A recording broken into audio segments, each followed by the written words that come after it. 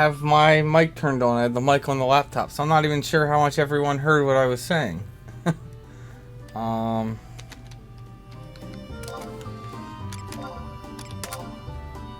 So I don't know. Everything that I just said for the last like 5 to 10 minutes might have just fell on deaf ears.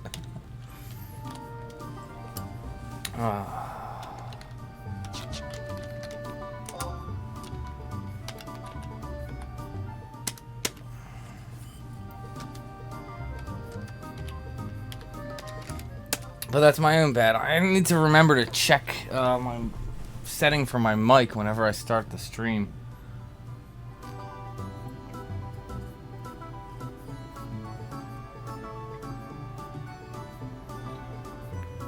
What got you fed up with 11? I mean, there's plenty of things that can potentially.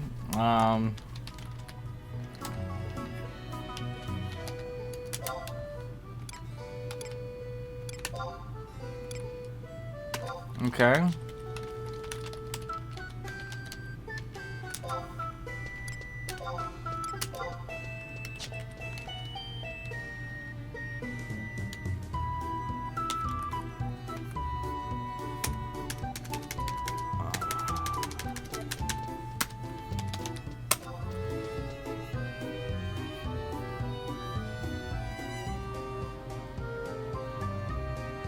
Oh, that sucks. Yeah. If you're not actually doing anything, no, I can totally understand why that's frustrating. If you're not actually doing content.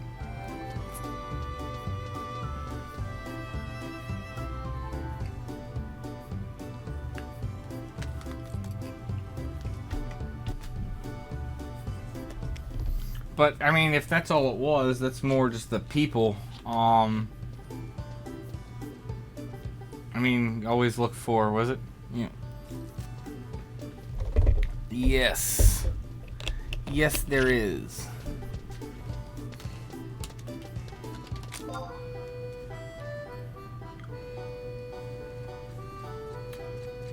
Well.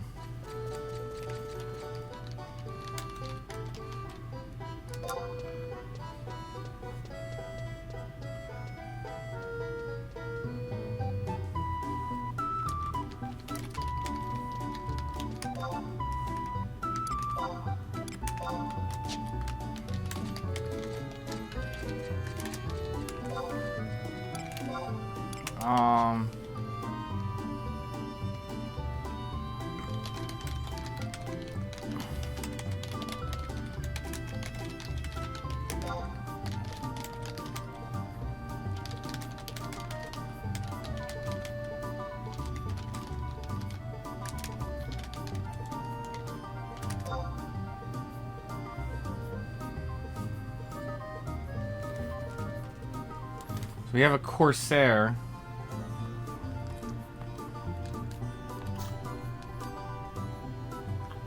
Let's see.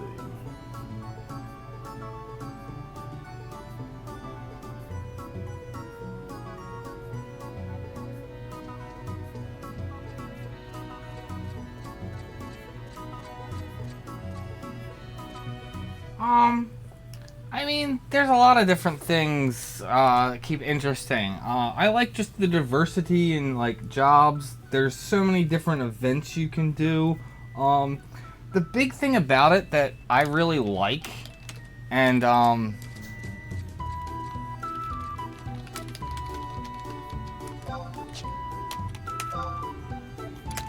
here, the thing that I really like about it is there's just like things are very situational. Like a lot of people will be like, and that's one thing that I don't like about the community, that they think there's only one way to do things.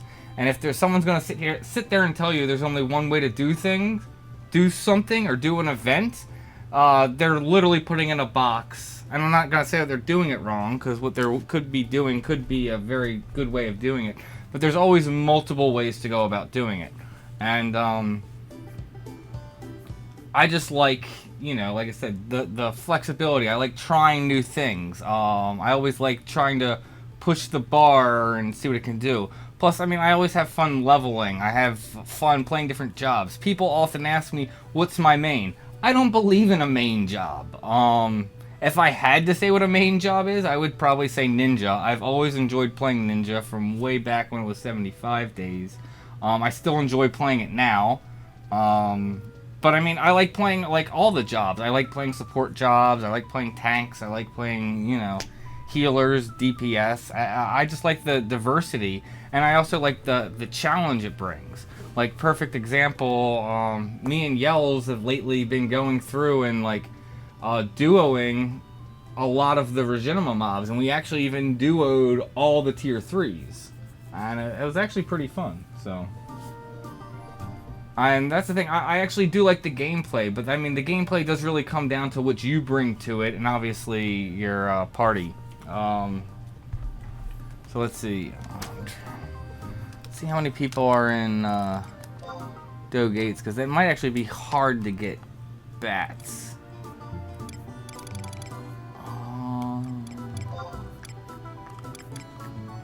Could go to Mo Gates, but I don't know that as well. 75 people.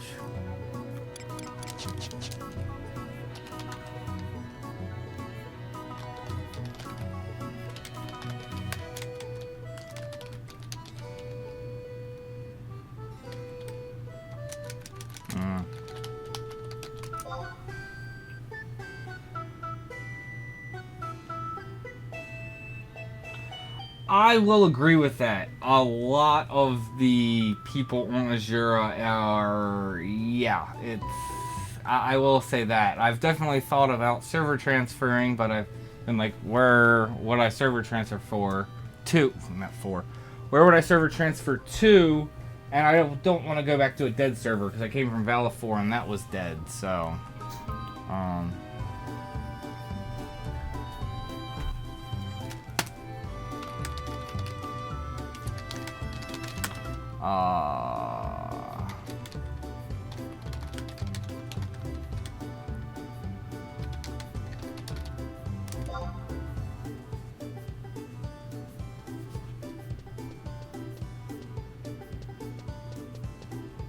yeah, I agree. A lot of like the outspoken like yells. Whenever I'm streaming on Galliflow, I don't want the yells on chat period, and it's often even I leave it filtered anyway, unless I'm really looking for a party, because it does get toxic. That is one thing I will admit, that just some of the stuff.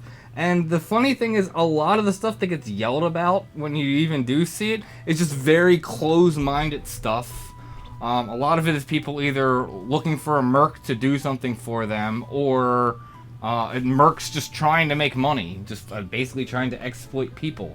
It was funny because I was even talking, like I said, with my one friend. Let's hold on. Let me get the party going.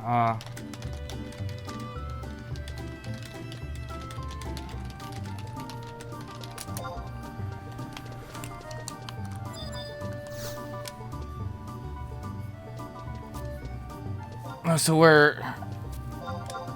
I mean, the other thing that I don't get is all the people that are like, clearly the way they're shouting and the way they try and purchase stuff, they're clearly buying Gil. And I don't even get the point of that.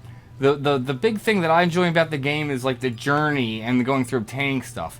If you literally are using real life money to buy everything that you want,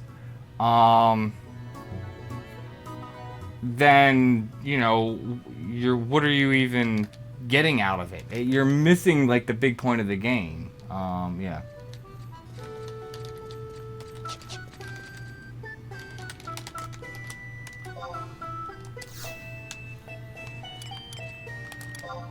Because, like I said, the biggest thing that I enjoy is actually doing the content.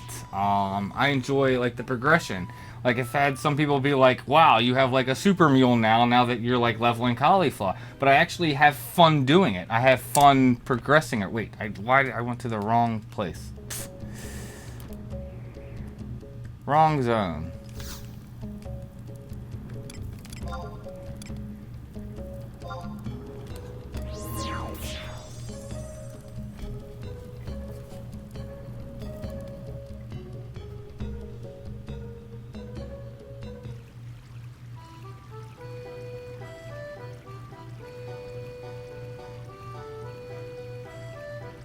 The thing about it is, like, I actually got a shell on, like, another character. And, that actually shell has actually been, for the most part, it's actually been pretty good. I've actually joined, I'm not on there much, but when I'm on there, the people actually are responsive. There are actually, you know, I can tell there's a lot of noobs in the shell, too, that don't know what they're talking about, and they ask a lot of questions. And when I'm on, I'll, of course, give some advice, but, I mean, for the most part, they are responsive. I think it's just a matter of the shell you ended up in. It wasn't a good shell. Like I said, it's hard to say because it just comes down to the people. There are definitely nice people. I even met people on here that are like top end players, and I've gotten in pickup groups, and I know there's some good people. But sadly, yes, the vast majority of them are not so hot. I should have popped bands. See, there's a lot of stuff I wanted to do before the stream, but like I said, my buddy was over.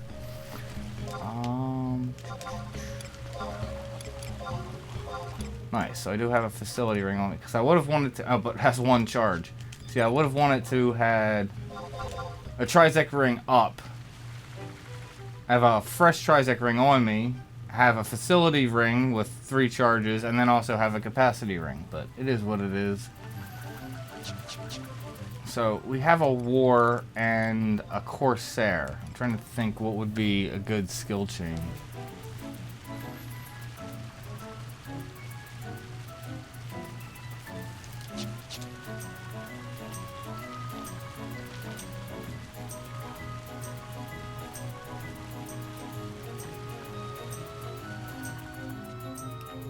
Yeah, I mean, everyone's got to start at some point, and the biggest thing is just jumping in and learning it. It's definitely good to have guides, and it's also, a lot of it, though, you can try and, like, read and learn about it, and sometimes it gets over your head. Sometimes you just, like I said, have to kind of just jump in at it and try and, you know, learn it the best you can and actually be okay with, you know, end up wiping, getting your kind of your ass kicked sometimes, because it's gonna happen occasionally.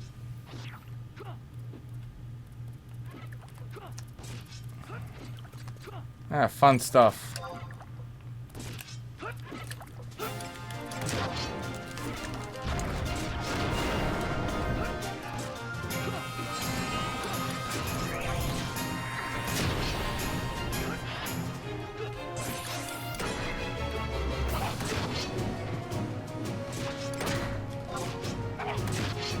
I unequip my ring.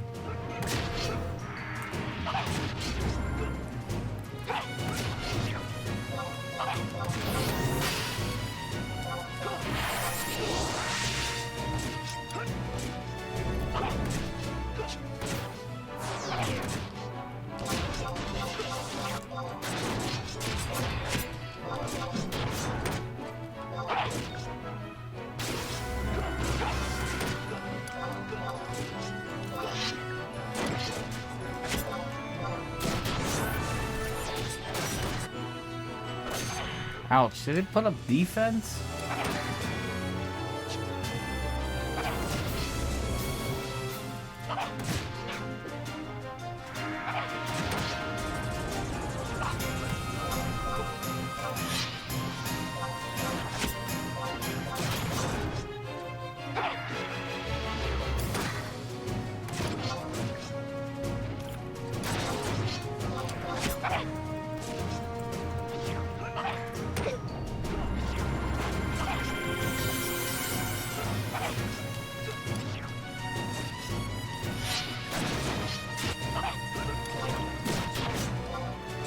They have a Final Fantasy XI themed cafe in Japan? Wow, that sounds awesome.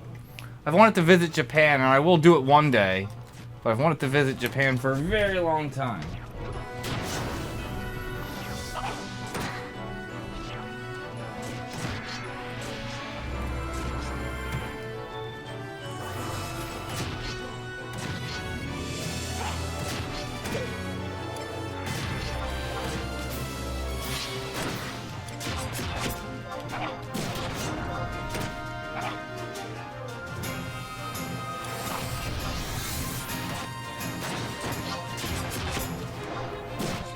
taking forever.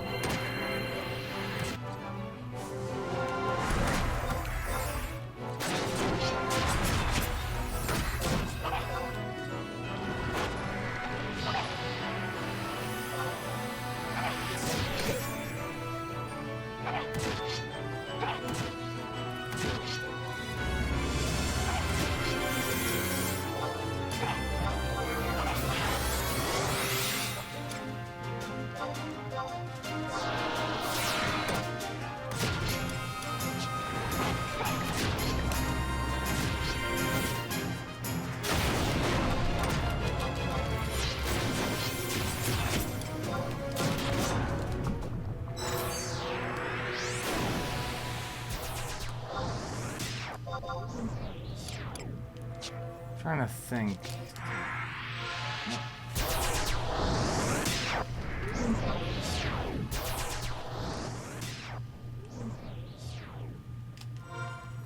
Alright, so you said they found an open camp where... Okay.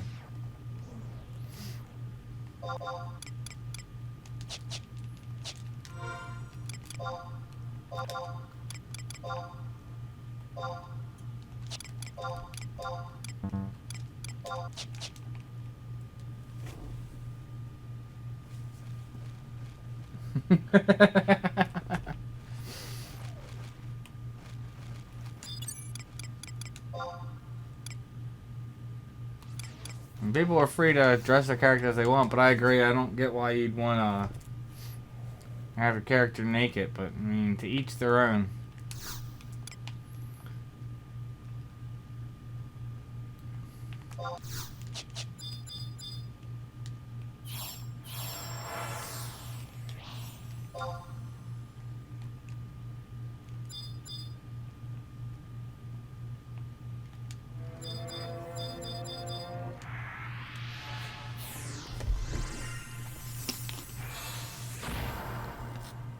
The position is at H11.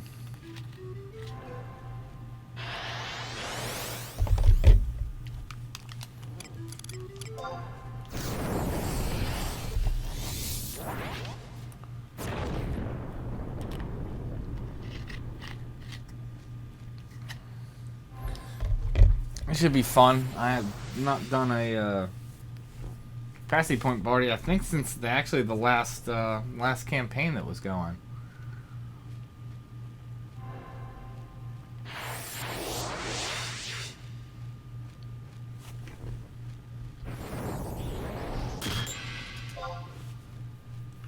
I have full buffing.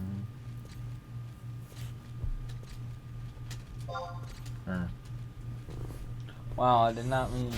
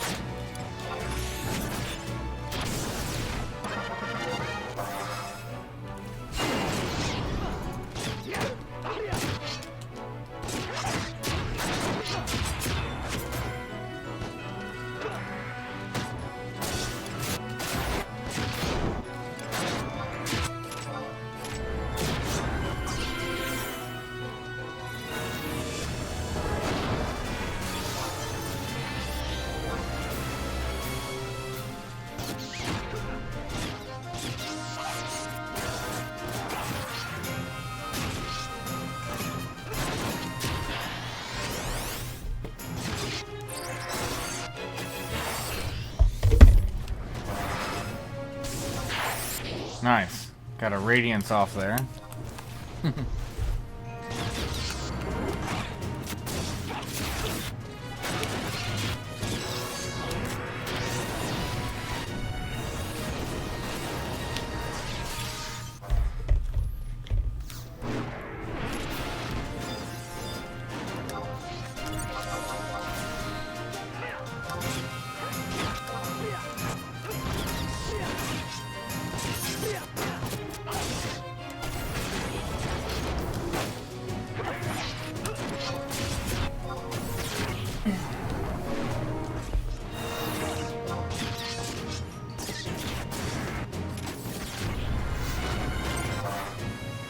I hate these things. If we're running out of mobs, don't really have a choice.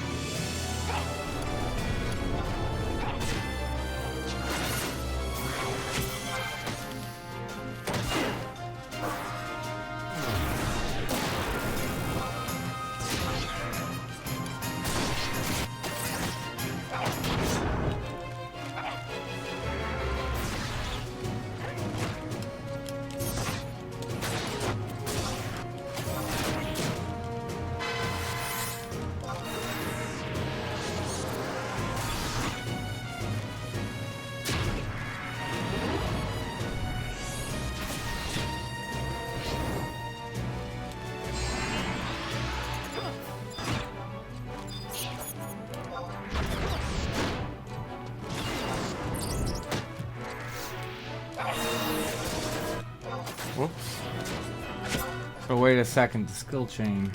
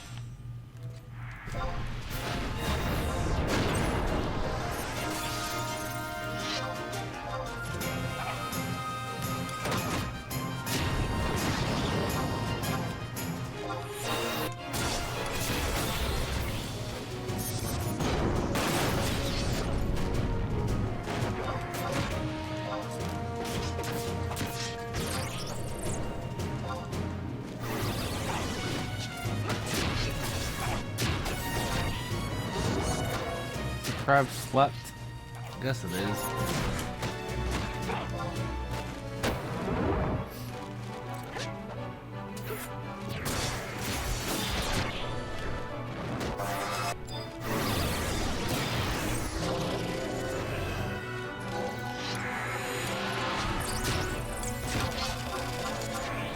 Ah!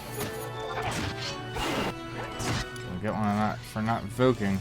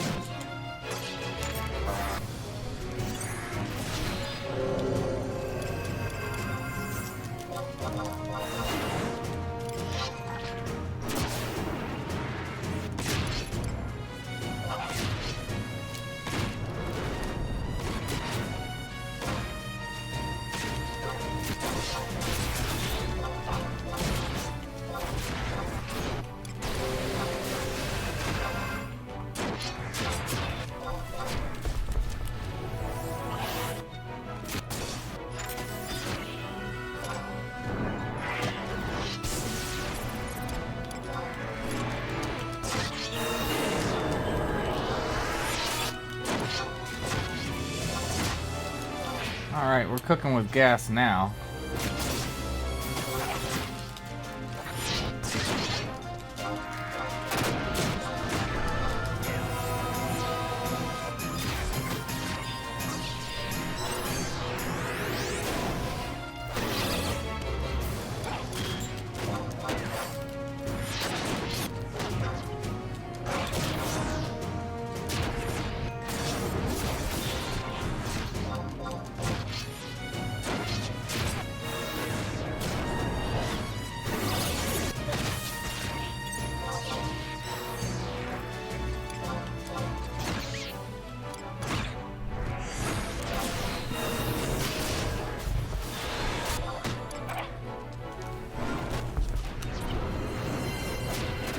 Don't ever get a chance to pop a band.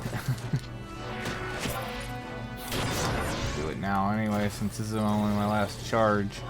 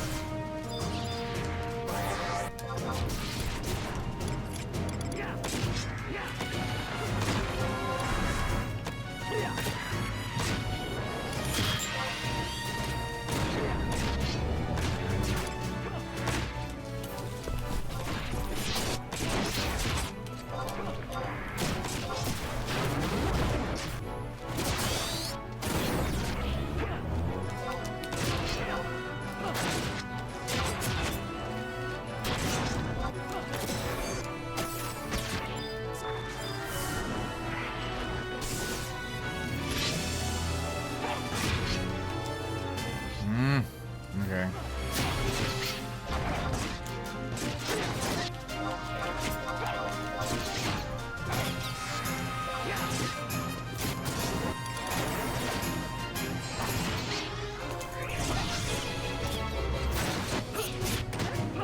Yes, I mean, if we got nothing else to pull, yeah. Even as much as they suck, better something than nothing.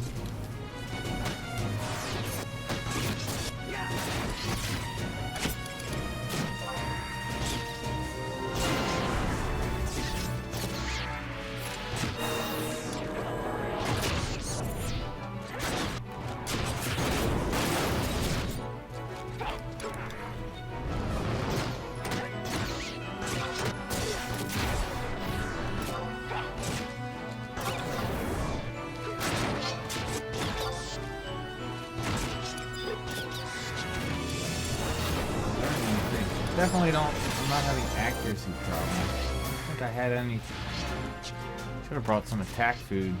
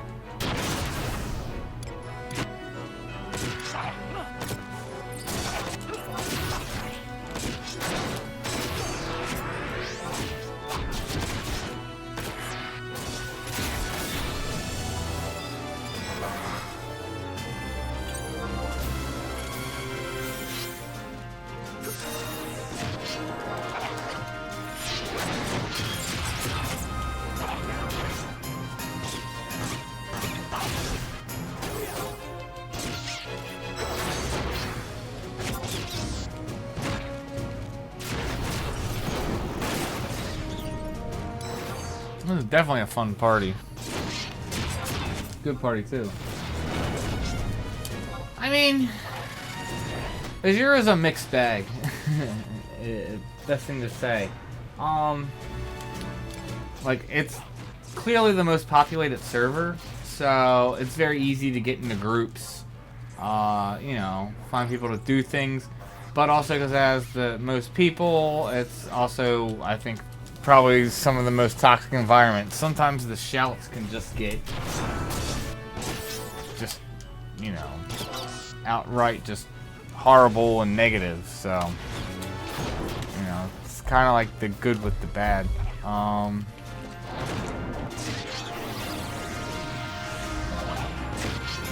Thing is, I think just nowadays on the internet, you're just gonna run into, you know, with a lot of people, you're just gonna run into toxic, you know, people anyway. I don't think there's really any way to avoid it. Sadly, I wish that wasn't the case, but there we go.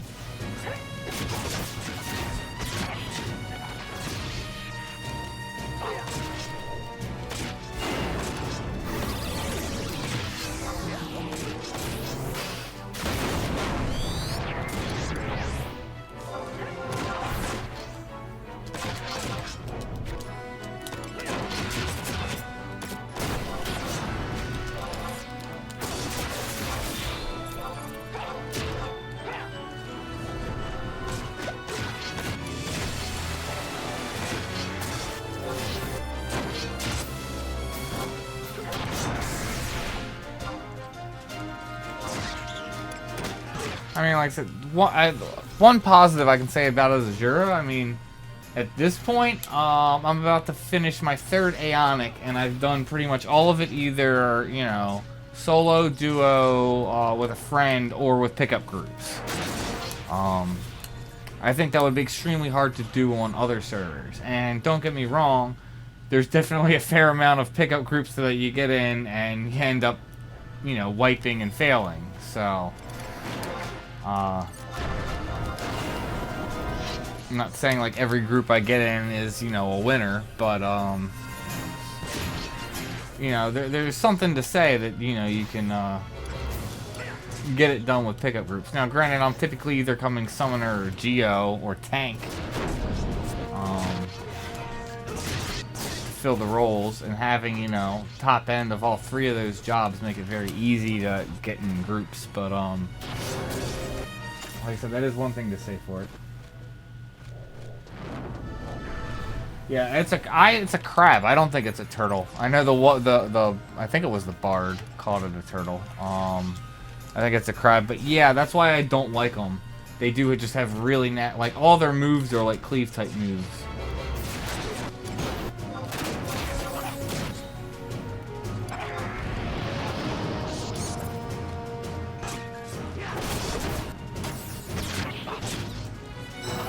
But, yeah, like I said, that's why when we got here, I was like, I just really don't like those things. But, I mean, if we're killing fast enough that we're running out of mobs, you don't really have a choice. Because you definitely want to keep the chain going. You don't want to stop, stand there for 30 seconds while you wait for repops. That would not be efficient.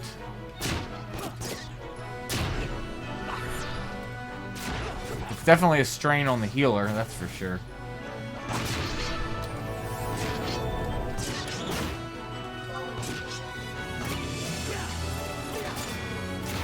That was actually a decent Scourge. Most of the time Scourge sucks. Well, it was at 3K.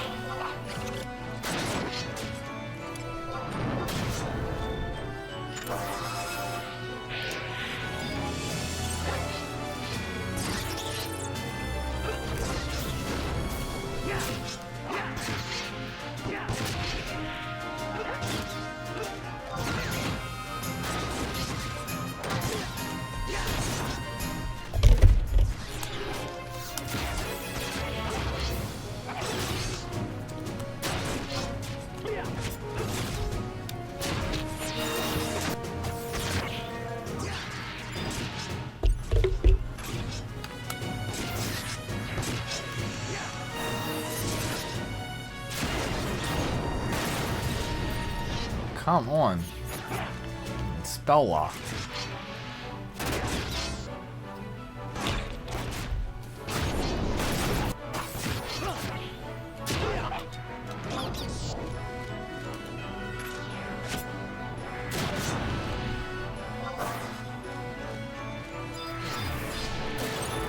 Dang, that was a pretty good light.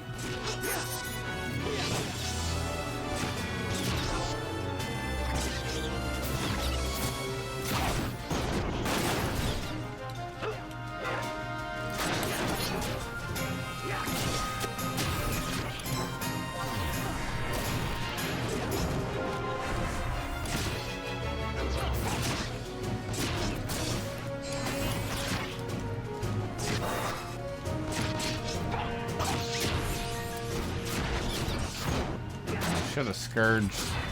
Aftermath's almost off.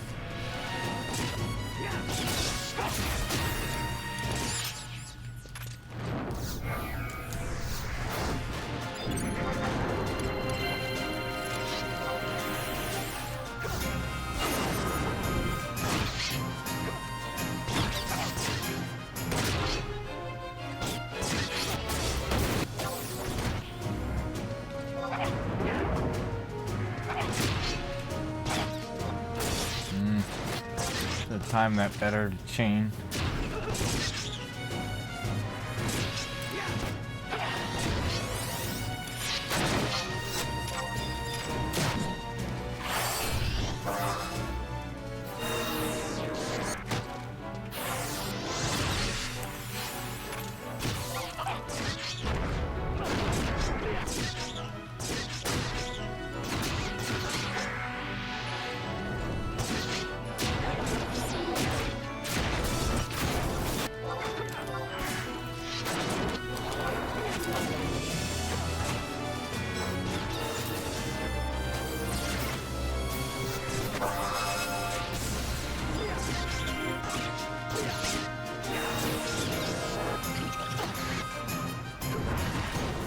No, I am actually not in any link shells.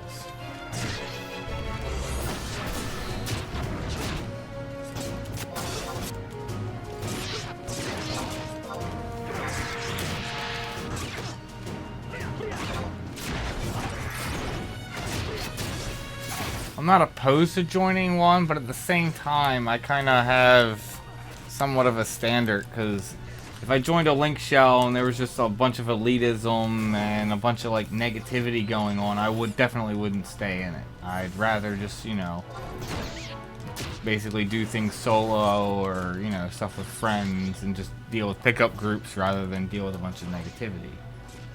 That's just my personal preference. But I'm not opposed to joining a link shell.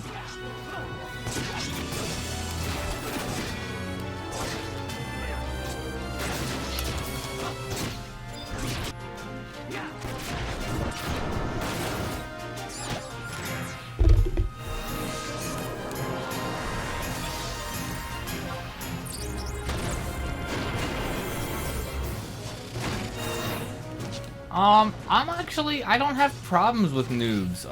Back in the day, you know, back when like 75 was the cap, and I actually did make my own shell.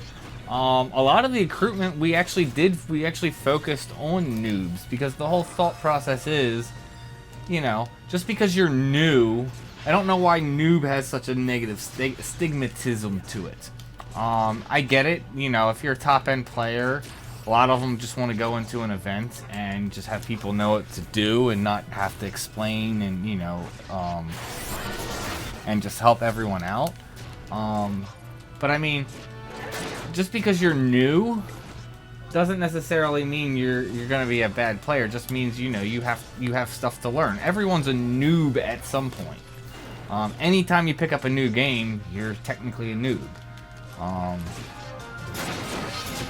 So I mean, I don't have a problem with like noob link shells. It's just a matter of, again, it's how they, you know, how does the conversation and stuff like that, what kind of content. And the other thing is, just, are there noobs? Is it people asking to be carried through content is the other thing. Because if you're not willing to, you know, put in any effort or work, and you're just expecting people to come out and do the content for you, that I don't like. But I don't have a problem just because people are new and learning the game. Everyone's there at some point. That's essentially my take on it.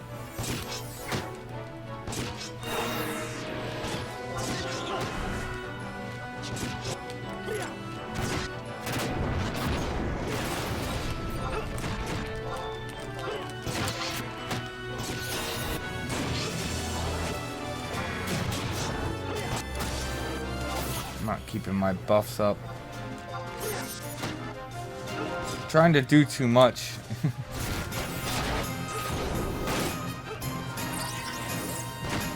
Keep track of chat.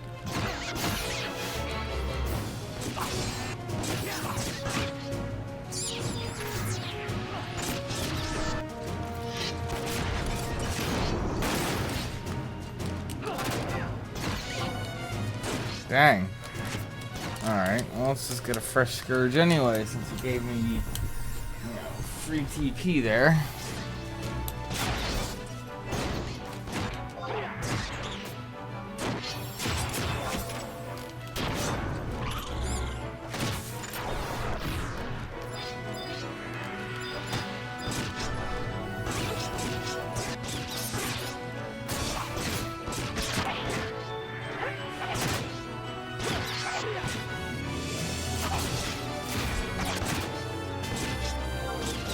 Cool. Energar is actually there. Was it? I think it's pronounced Enheriar, but I always say it Enherjar. It's just how it looks to me. Hold on. Let me deal with this mob first. But it's honestly, at this point, it's really easy, except for Odin. And even Odin, I actually, on my main, actually soloed Odin. But if you're gonna solo Odin, you need to come in with multiple re-raise items. You need to be able, because you're gonna die to his one move, most likely. I know you can, like, get out of range or, like, kneel or something at the right time and just take damage. But that's really not easy to do when you're like the only person there doing it. I think when I did it, I ended up dying like 3 times, but you know, you just get up and just keep pushing it down. But I was definitely able to solo it, and yeah, because you also can't summon trusts in there. What you just tapped.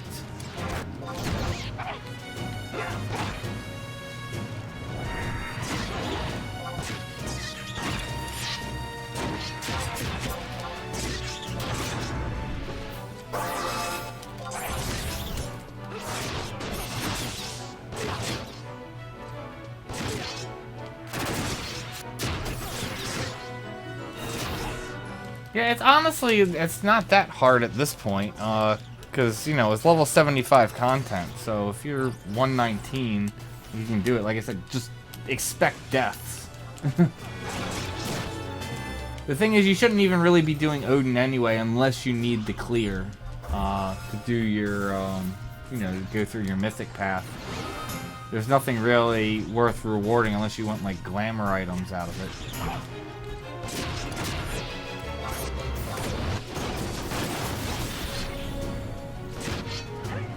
I'm talking about the 7. I can't remember. Does is there like a level 99 version? Something I don't know. I know there is for Nizzle. They have the upgraded one, but that's not even worth doing because you just get 99 gear. You don't get item level gear. That's something I wish they would do, because you have some of that content and it's completely irrelevant because of item level stuff. You should do it to somehow, if you got that gear, you could upgrade it to, like, item level gear or something. I don't know. I think that would be interesting.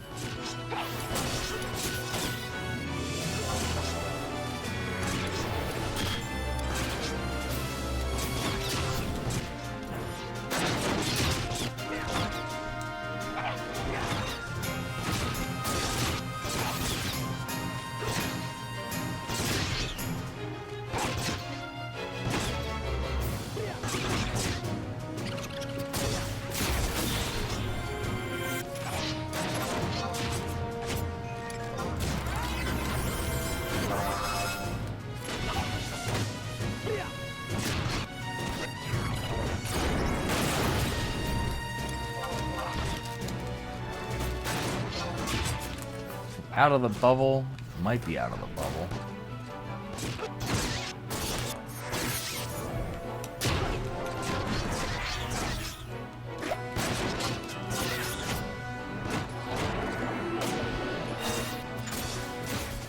I was planning on doing, well, I said before I wasn't gonna do an Aeonic. However, now that I've actually, like, leveled Paladin, I could actually go through and, in theory, do that as Paladin. Although that job slot fills up fast, but we'll see. But I would, if I ended up doing that, would probably do a Great Axe. I'm also planning on making a Brava at some point. That was actually going to be the next thing I was going to make, but now that I've leveled Paladin, that's going to take a backseat to Aegis. Aegis is definitely going to come first, since I only need to get Aegis to 99. Don't have to worry about 119ing it and then afterglowing it. So I'll work on Brava after that.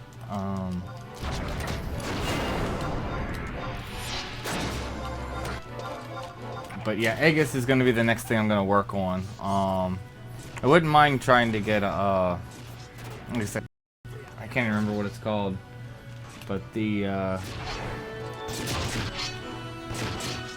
Aeonic Great Axe. Basically what was it, Anil's using? Was it, I think Axe Chango is what I think it's called. Nice. That's good progress for getting through Abyssia.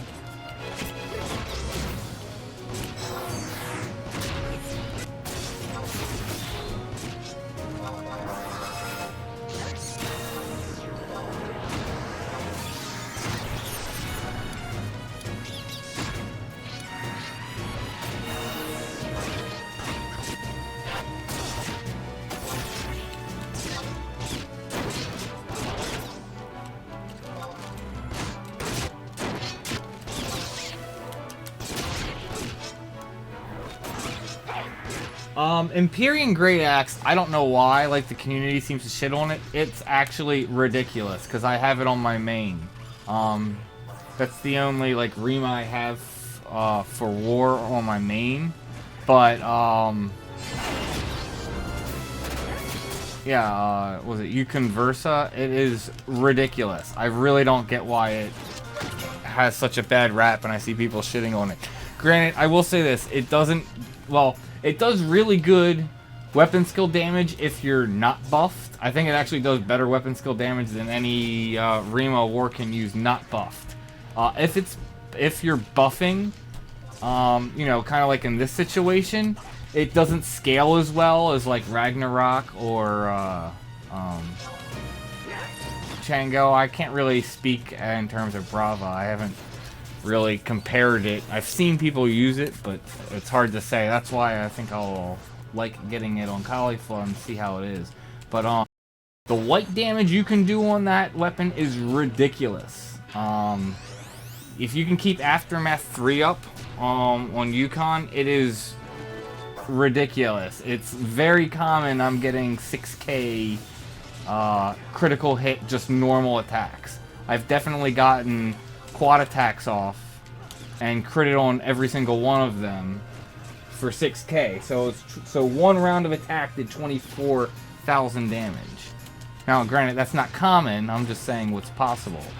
But yeah, I really don't get why that weapon gets crapped on. I think, was it last month's Ambuscade? I remember I did a couple of runs on War, and I had a couple of people who partied with me, and they were like, geez, my god, Empyrean Great Axe is awesome. The funny thing is, I've lately started seeing more and more people pop up with it. Like, again, things situational. Like I said, Ragnarok's gonna do better if you're getting buffed. Chango's obviously gonna do better if you're skill chaining. If you're doing, like I said, more white damage or you're not getting buffed, Empyrean Great Axe, I think, is gonna, you know, pop out on top. Again, and that's, like I said, that gets back to what I was talking about earlier, that I like about 11. Stuff is situational. You can't just go into everything, oh, I'm just going to do the same thing every single time. No. You need to be able to adjust and be flexible in what's going on if you want the best results, because you know, you make an adjustment and it's gonna, you know, change your output.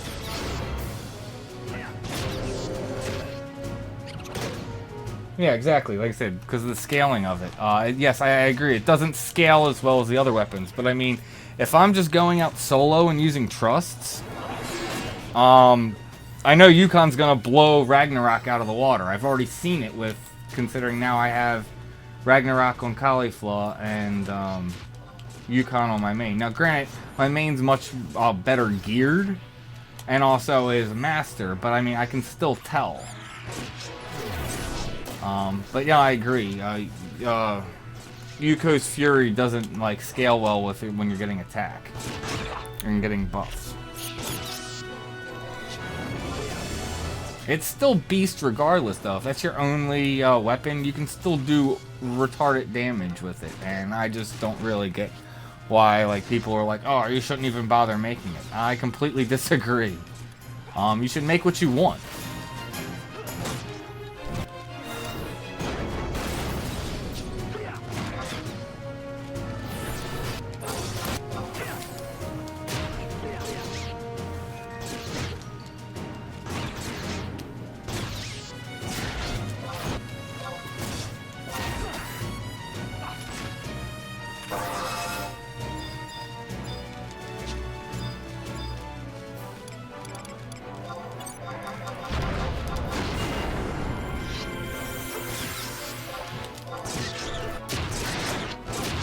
I mean, the other thing I noticed, what is it? When I was doing more research, resolution scales better, and you're almost better off holding TP till you're at 2000 TP. You actually get more of a damage increase going at 2000 TP than you are if you go singly at 1. Now, obviously, again, if you're skill chaining and doing different stuff, you know, everything changes. But if you're just going by yourself, you're not skill chaining, you're just doing raw damage with resolution, you're actually going to get better overall damage numbers by going at 2000 TP as opposed to 1K. Because of how that's, you know, the damage modifier scales for that. And the funny thing is I wasn't even aware of that. Oh, so now we're both using Ragnarok. And now we're not going to be chaining as much, so...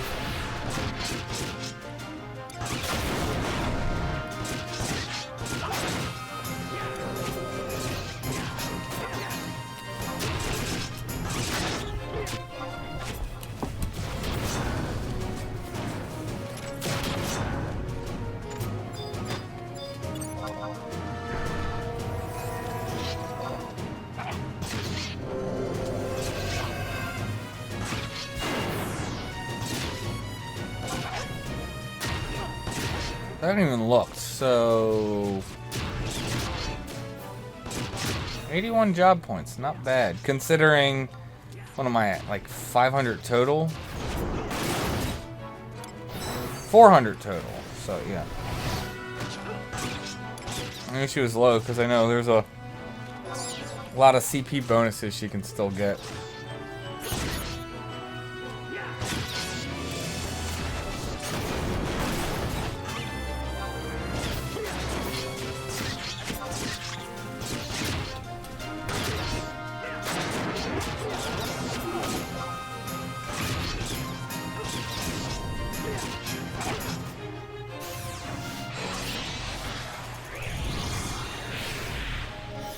Oh, definitely not. I don't have the time for that. I'd like to, but it's definitely that's that's not a realistic goal. And trust me, I oftentimes set unrealistic goals for myself and just don't meet them because I end up running out of time for stuff. Like I wanted to do more domain invasion to try and get beads and stuff. and I definitely didn't meet that. I've gotten a lot of other stuff done, though. I'm still worried about trying to get done all the ambuscade that I want, because I'm still gearing up her paladin. Because this is the funny thing, was it? I think last stream someone was like, dude, you have so much money. I had like 20 some mil. I blew it all for sovereign gear. Because, like, actually, yeah, I'll show it real quick. Because I got a lot of sovereign gear. I still got to get the legs. But you can see, like, at least on my war, her max HP and that is 36, yeah, 3,600 HP. It's pretty nice tanking gear. So, I'm planning on doing some spambuscade this weekend with Paladin, since obviously war is worthless this month for ambuscade. It'll be interesting to see how she performs too. I'm gonna try and see if she can handle D, but she doesn't have O-Chain or Aegis, so I did get the Obero one though, so we'll see if I can somehow keep Reprisal up. It'll be kind of like a mini O-Chain.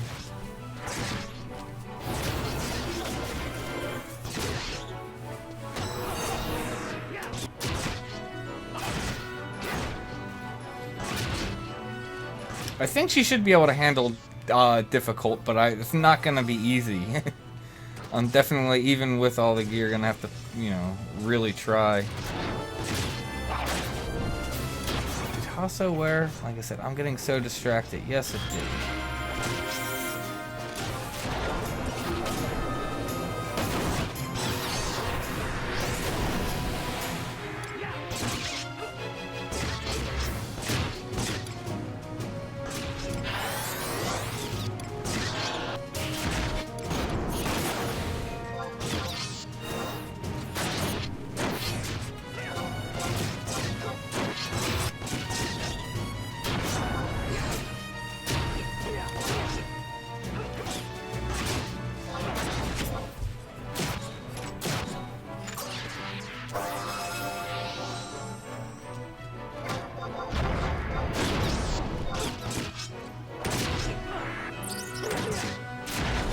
Yeah, I know, you kind of need it because, what is it, the one move, the, like, Tribulation, I think it is, the poisons, like, I think it's like 800 HP per tick on difficult, and it's like 1k on VD.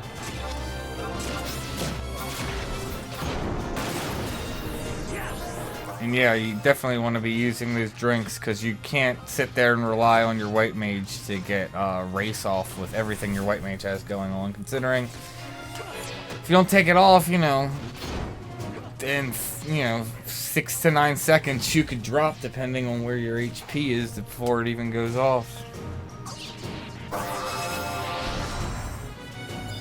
Because I mean, I've done it on my main. I've actually cleared out. I don't really need to do much. I could probably do a couple more runs on my main and still get a few things, but I'm not really too worried about it. I'd rather try and focus on getting her done. Although it was much easier for most of the time on my main. I was doing it on Corsair. But I do have Aeonic gun on my core too, which makes that good. Makes last stands ridiculous.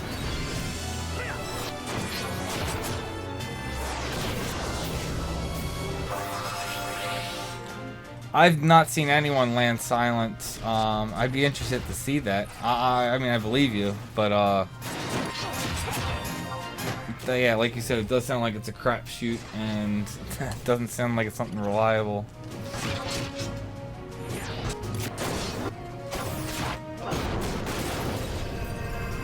I mean, whenever I've tanked it this month, I don't have a problem tanking it until it dispels all my buffs. As soon as that happens, if I'm having trouble getting phalanx up, yeah, that's when things start to kind of snowball out of control.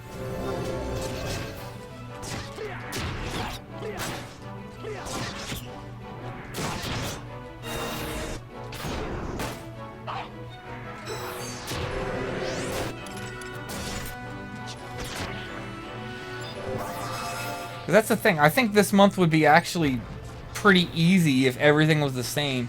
If you didn't have to deal with all your buffs getting dispelled, including your food. Like, that's like one of the most annoying things, that your food gets dispelled also.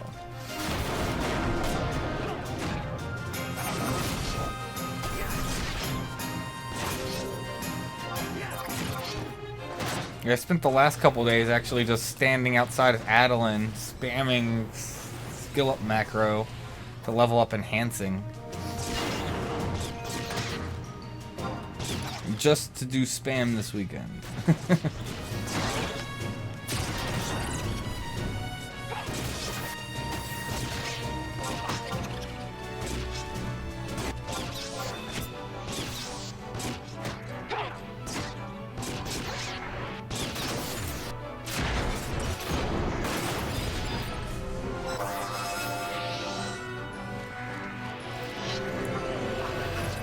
What is it? I have every single job on my main done except for Puppet Master, and I haven't even unlocked Puppet Master. I actually think I remember. Actually, I think I've done the Puppet Master quest, but I haven't talked to the NPC to actually unlock the job, because back, you know, when Adeline was coming out and space was a lot more of an issue, I'm like, I don't want the, you know, -1 space for whatever the ammo piece is that you use for that. Until I'm ready to play the job. So I think I like did the quest, and all I have to do is talk to the NPC to unlock it, and I still just haven't done it. I should do it, because Puppet Master is actually, as much as it gets shit on, it is actually a very useful job. I know you can do a lot of cool things, and I've seen pups do some pretty amazing things. But yeah, it's just something that I've not really gotten around to. But Caulifla, on the other hand, she has like almost like, you can look at her job list. I've like unlocked very little. Red Mage is going to be the next thing. I need to get Red Mage to 50.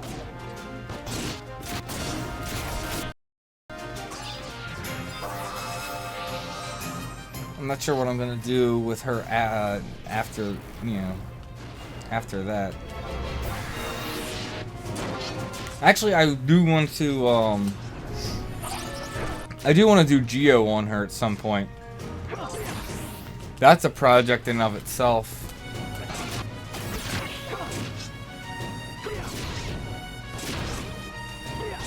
But Geo is such a strong job, and so very useful.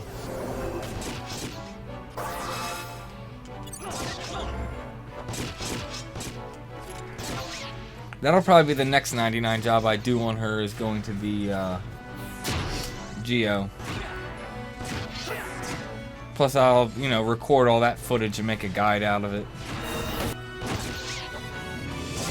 Geo's so weird too, because I have Idris on my main, but like, when you're first starting out Geo, you like want to focus on nothing but skill. And then as you start getting more job points and everything, you start pulling the skill gear off and start putting on, I need to keep track of my buffs better. But you start pulling your skill gear off and start, like putting on other things like damage taken, indie duration, like pet regen, pet damage taken, all those just to make, you know, your Lupins last longer, and so that way you can, like, you know, stand in near the mobs, so if it's doing AoEs, you're not getting like completely destroyed and being an MP sponge. And the funny thing is once you get Idris, it like completely changes everything, because with Idris and Dunnan, if you don't have to be master, but if you have all the skill you can get out of job points, max merits, and you have Idris and Dunnan, you're a 900 Geo naked with just, you know, the weapon and bell equipped. So that leaves your gear completely open. And the thing is, on my main, I haven't finished adjusting for that since I got Idris. I still have some of my gear that I was using like pre-Idris. But yeah, it's an interesting job, and like I said, very versatile. It definitely has a slight learning curve, but it's not too bad. It's definitely a job if someone was like new coming in and wanted to know like a versatile job that's really desired, and like kind of want it for like most events. Geo would definitely be, you know, on my list as a recommendation for people to do and try. There's just so much you can do with it.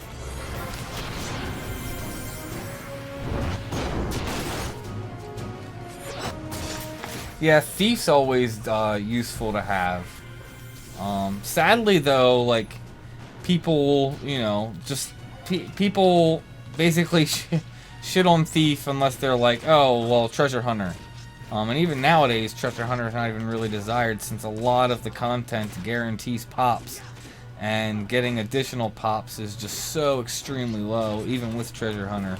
But, Thief can be ridiculous. The Thief on my main is ridiculous. I actually went and did some Hambies for someone the other day to help, and we did, what is it, Thief Geo Paladin, and just used trusts. And I even said to the guy beforehand, because he was trying to get the summoner staff, and Yells actually was coming out on Geo because they wanted the scholar staff. And I was like, well, I can just come and help. I don't mind coming on Thief. And I said to the guy, I'm like, you know, we don't need anything else. I'm like, trust me, my Thief will wreck it. And then after we did the first one, he's like, dude, you aren't kidding.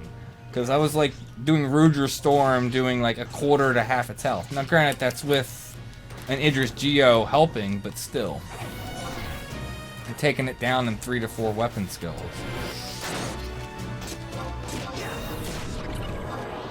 And the thing is, I've always loved Thief. I've always had a good Thief and always enjoyed playing it. And, like, if you gear it well and you actually play it well and do it well in, like, party dynamics, you can definitely do top-end damage. Dude, that was a nice one. What did that do? 27th evil, but what did you do for 86k radiance? Nice.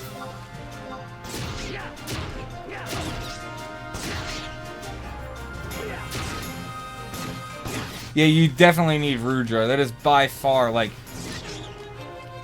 the best. It's so much better than Exonerator, because I actually have Aeonic Dagger. That was the first Aeonic I made. And even with having that, I still end up spamming Rudra. It's quadruple damage.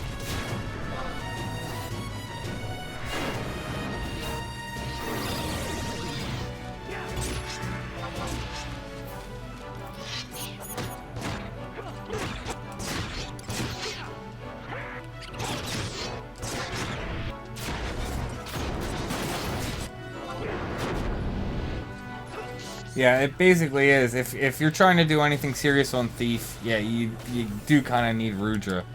Not to mention, it can like make darkness with itself. If you have something else to help make darkness, you can make double darkness with it. It's just a really good weapon skill.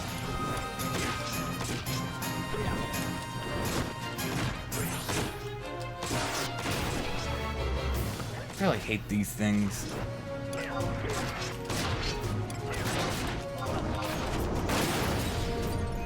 Really?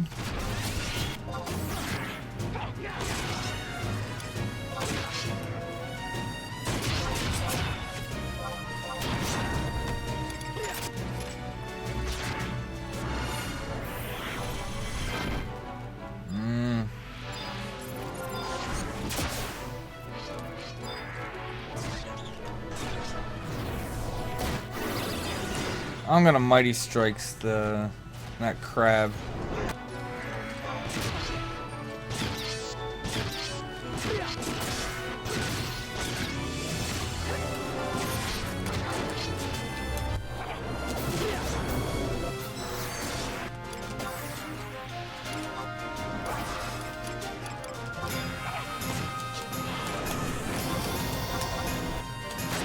Really? That's it?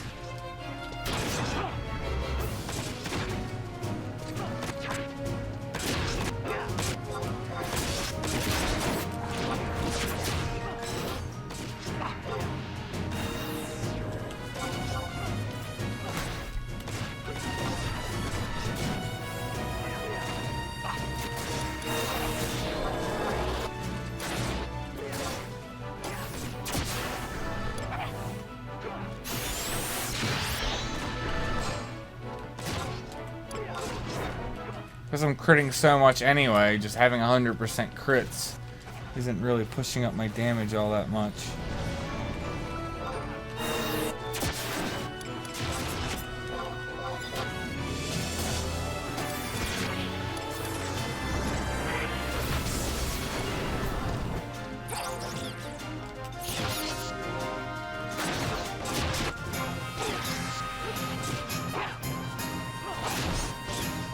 Need your Rima for, I mean, I don't know. I don't know much about Pup. If I had to say, I would either say God Hands, which is Aeonic, or Empyrean, which is I can't remember. It starts with a V.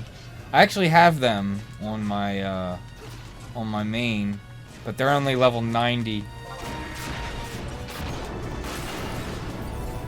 I had them from back in the Abyssia days when actually Monk was extremely useful.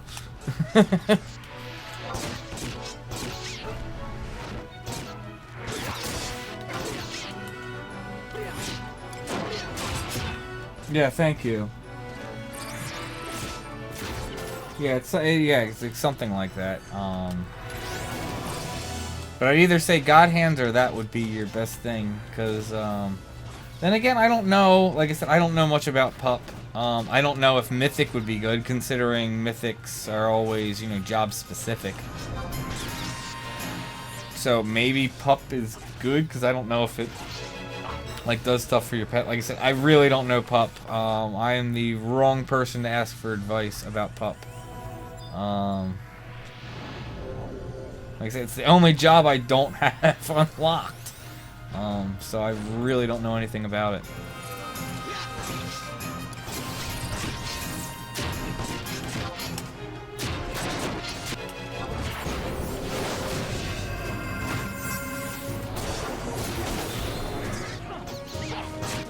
I'm trying to remember what it was.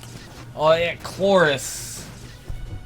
Honestly, I don't think it's bad besides Chloris. Chloris is a pain in the... Doing Chloris or Glavoid path, those are extremely annoying. You almost want a gold box farm for them, and you only want to do it if you have... Like, I would only go in and farm Chloris if you're planning on doing it for, like, 2 to 4 hours.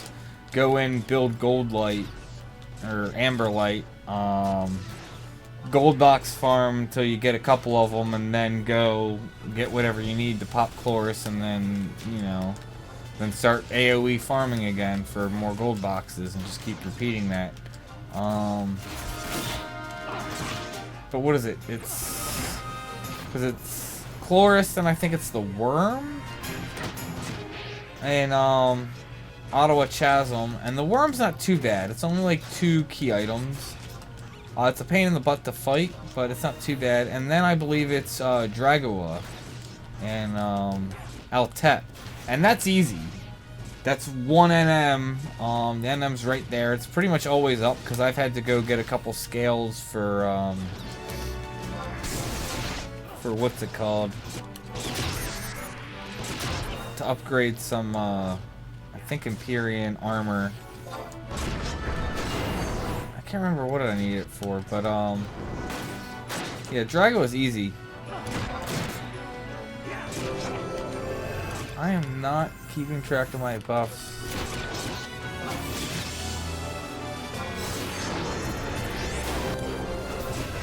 Too busy chatting.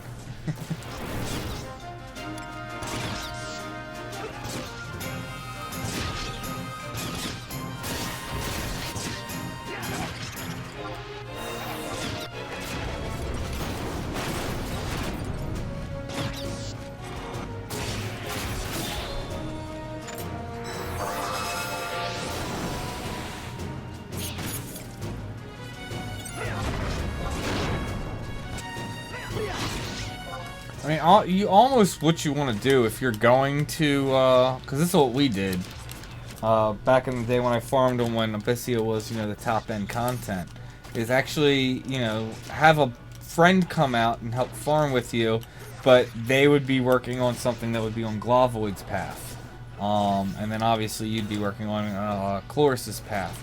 Would be the best way to go, because then if you get duplicate key items, you have someone else to pick it up. Plus, you're gonna get, you know, obviously for gold box farming, you're gonna get some of Glavoid's path, and then Chloris's path. And like I said, once you have like each like 5 or 6, once you have 5 or 6 key items, you just then go and like specifically target the ones that you need, and then go pop them. That would actually probably be the most efficient way, is if you can actually find a friend, who wants the other NM, and do it that way.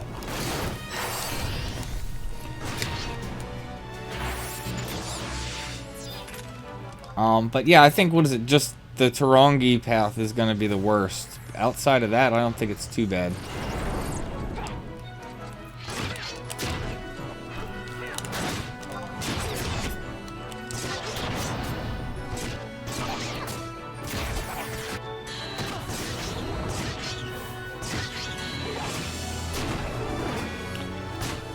Yeah, there are some annoying assaults. I plan on going through them with Caulifla. I plan on trying to do them solo and make guides for them.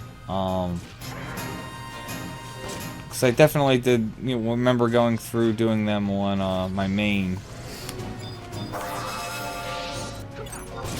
Most of the assaults are easy, but there's probably a handful of them that are just really annoying. Lost and Found being one of them. Trying to remember some of the other ones. The one where you got to avoid the being found by any of the Lamias, or they send you back. That one's annoying. Yeah, like I said, there's a couple of them that are tough if you're gonna do solo, but I mean, most of them you just basically smash, kill whatever, and since if you're 119 doing 75 content, that's easy. Oh, the other annoying one's the one where you gotta get the status effects. Especially being high level, that's a pain. Where you gotta get status effects and then go talk to the NPC, and you register, and you gotta get like 5 status effects or something like that, and they gotta be all different. That one's a royal pain in the ass. Oh yeah, the pump one too is annoying. I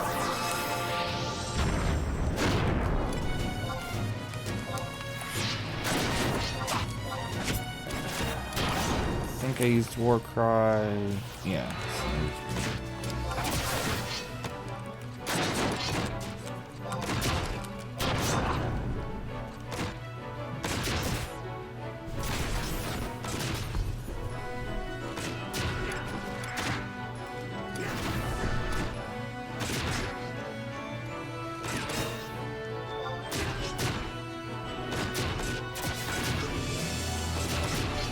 So distracted, I am doing a horrible job keeping my buffs. I'm not keeping Retaliator up. I'm not moving, so there's no reason I shouldn't. I'm not keeping Hasso up as I should be.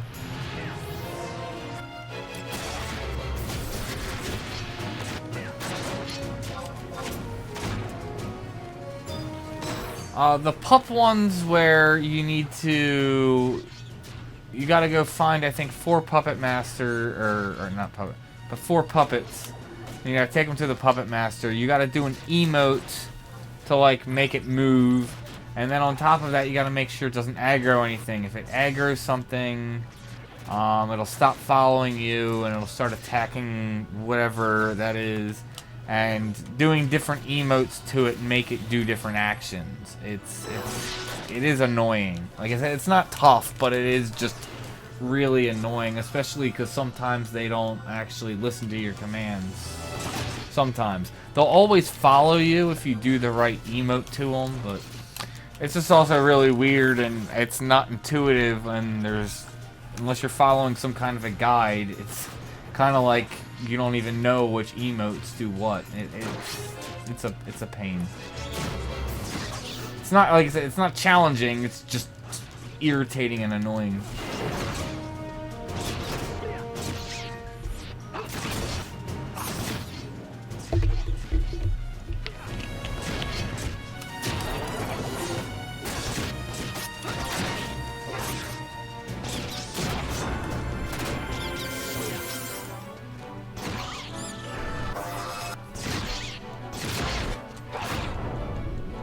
And the worst part is when you have them following you and then they get aggroed and then they like stop listening to you. Like you're almost best off if you have like a high-end job that can like AoE is figure out which path you're gonna take them to, you know, the puppet master, take the puppet, and just train them all and then just AoE them. I remember there was a trick. There was like an easy way to get them to follow by like doing something with an enemy, but I don't even remember what that is. And even that was still just not easy to do, and if you do something wrong, then it actually makes it tougher. But remember, there was something you could do to make it easier. But like I said, don't even remember. Kind of want to put it out of my mind. It's such a pain in the ass. Dang, that Radiance messed that up. Just a crack law. Just die already.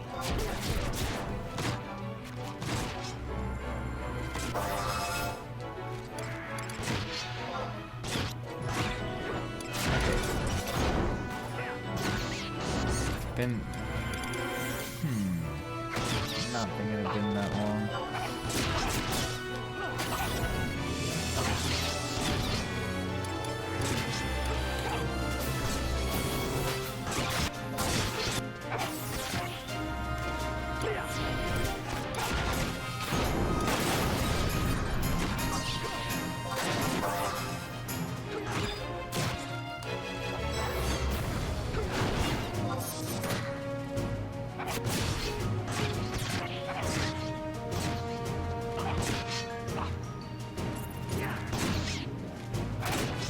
Actually, that's exactly... Benny, you're exactly right. That's what you do is you take a mob, you have it aggroed on you, make sure you... Well, not aggroed on you, but yeah, get it so that the pup aggroes it, and then you just keep hate on the mob, and because it'll keep auto-attacking it, and yeah, you just drag it all the way to the puppet master. That's what it was. And last time I did it, which it's been a while, I haven't done assaults in probably over 6 months, but when I was doing it, that did still work.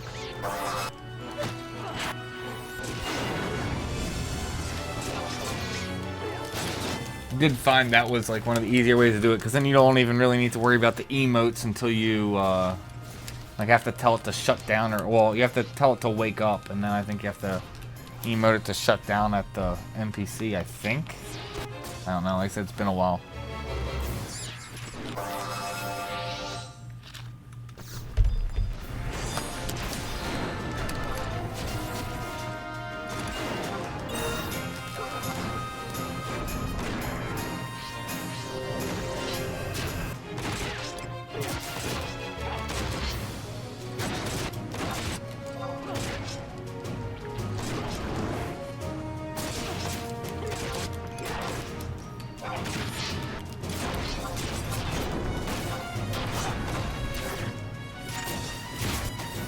Smash that one.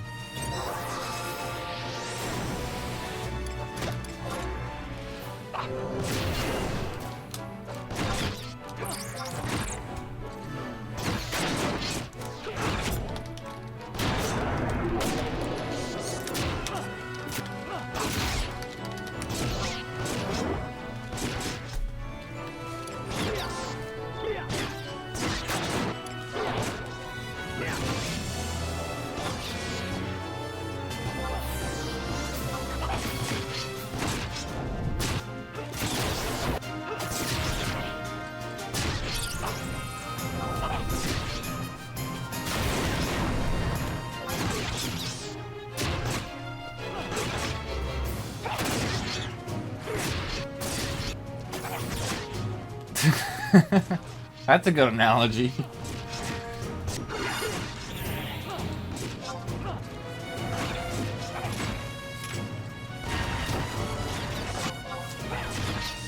Rats.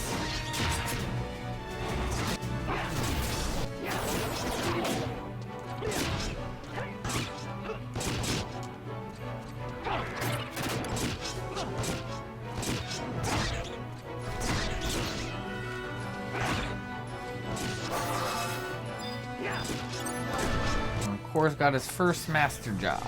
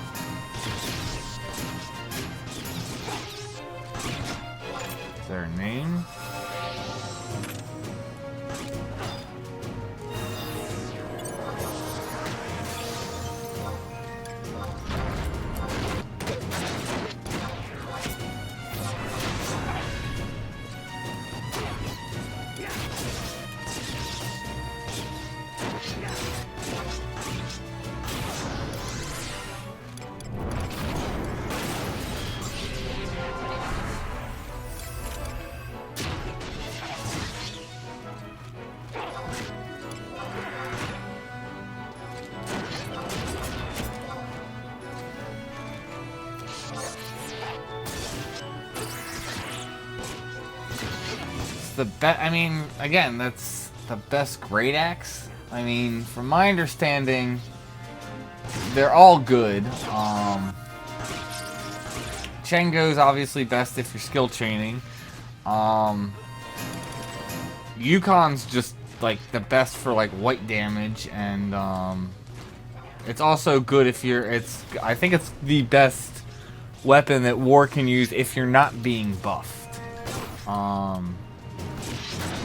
If you're being buffed, I know Ragnarok then like excels, and from my understanding, but I don't have any experience and haven't really seen it in action much to really say, but from my understanding, Brava's best if you're like tanking. It's best to set up for hybrid builds, but again, like I said, I can't really speak much into that without knowing. So I mean, it's kind of more, it's like, what do you want to do? I love my my Yukon on my main.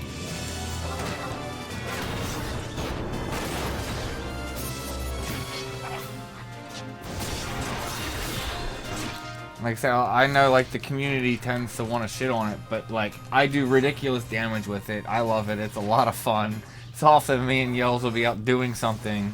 I'll be on war with it, and then we of course joke, be like, "Oh, this weapon sucks," and I'm like smashing the mob in like 2 or 3 weapon skills. I would say one downside to Yukon is that you're tending to only really use Yuko's Fury, just because that's where you're gonna get the most benefit out of it. But that's kind of like the same if you're using Ragnarok. You're pretty much only using Resolution. Like you might pop Scourge for Aftermath, but outside of that, like Scourge sucks. I didn't even see what was the Green Ranger. We're getting the Green Power Ranger in here.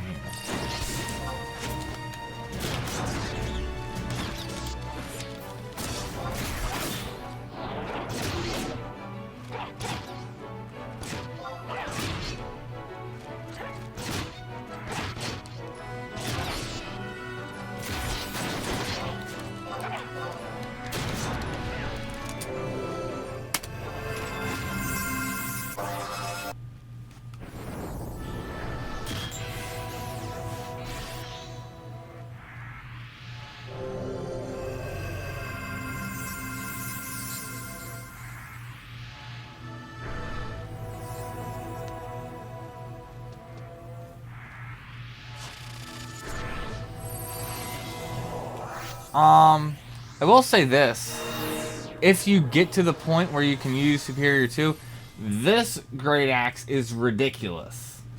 If I'm actually not buffed, this Great Axe actually does better than Ragnarok. If I'm out soloing, and I'm only getting my own buffs, I actually can do more damage because I can skill chain with this. And it's much easier to skill chain. I also get TP faster because it has a higher delay, so getting it, in less hits. And it's easier to skill chain. Obviously, I can skill chain with Ragnarok, but I gotta throw in Scourge, which is pretty crappy damage. I can do Yuko's Fury and Upheaval with this, and I mean, can just do really well. It's honestly, and if you even compare the damage, you can see, it actually has higher damage than Ragnarok. It is a Superior 2, so you need to be at least 100 job points to use it. But then it's just got really good stats. It's got the weapon skill accuracy. Obviously, as Ward, you already have full break.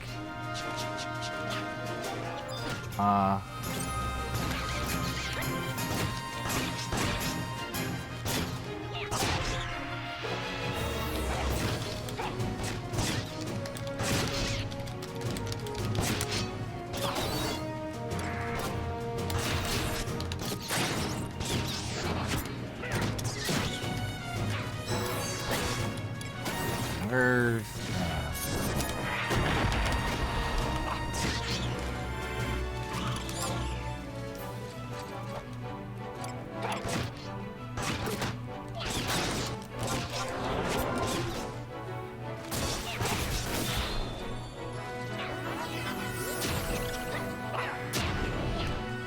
The other nice thing, I mean, while this +1 can be expensive, you can just pick it up off the auction house. But like I said, you need to have some job points in before you can do it.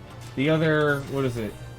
The Great Axe Benny is talking about is actually really good too. But that's a little harder to get because, you know, it drops off of tier 2 Reginima mobs. And if you're early on and war's your only job, it might be a little tough to obtain.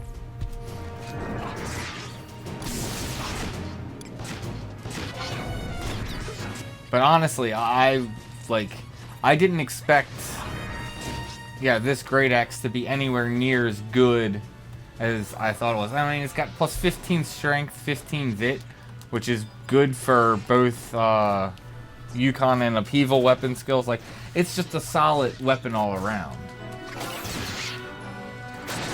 Like, there's definitely better things than it, but I mean, it's definitely a good placeholder until you get to, like, you know, a Rima. It'll definitely get you by, and like, I've definitely done extremely high damage, if not been like the top damage in Ambuscade with it. On difficult, not VD. I'm sure I could do VD with it once I got a little bit better gear and job points. Considering Khalifa is really low on job points, she's not gonna, I don't think she could handle VD with it yet. I definitely think it would be possible at some point though.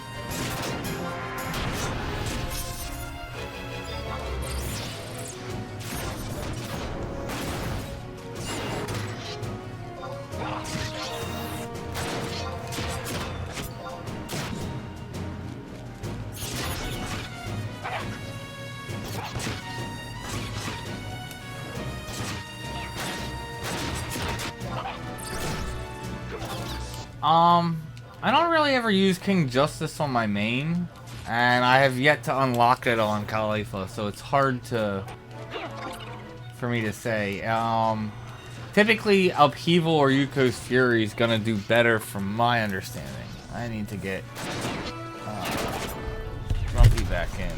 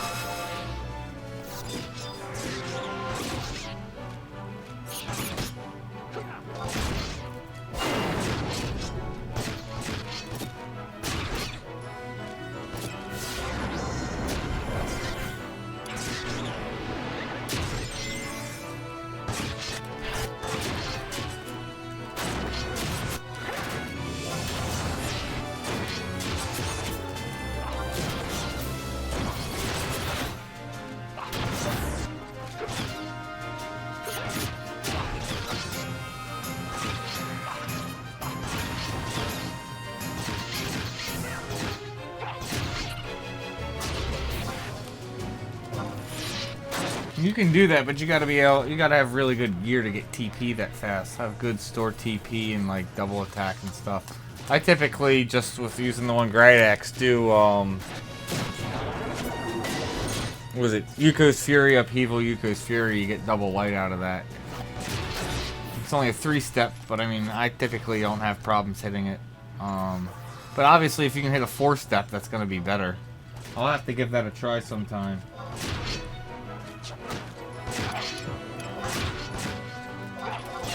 I still gotta get back to doing and finishing in Isle. I can't even remember. I got to what? I think like 450 or something. 450. Never got the Great Axe. You can keep grinding out to 100, and then obviously you get guaranteed weapon. That's the thing. I gotta take some time and sit down with her. I haven't done like any weapon skill quests except for the Empyrean ones. And that's honestly a joke. Once you have everything unlocked, because then you just, you know, pay to make the weapon and then unlock it.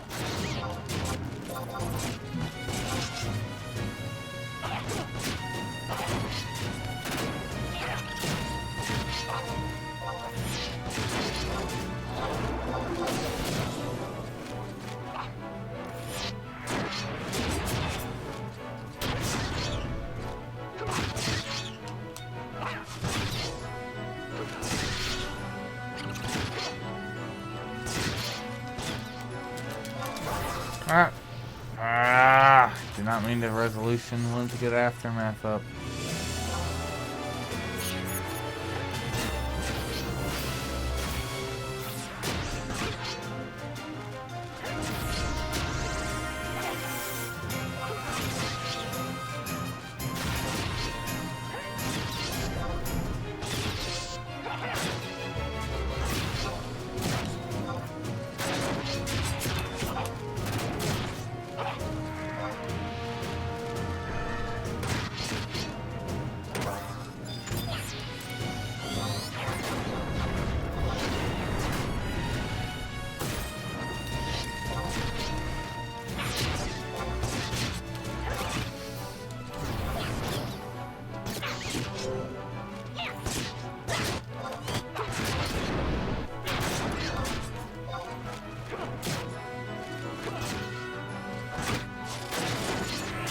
Yeah, I agree. I actually find it fascinating that it was like,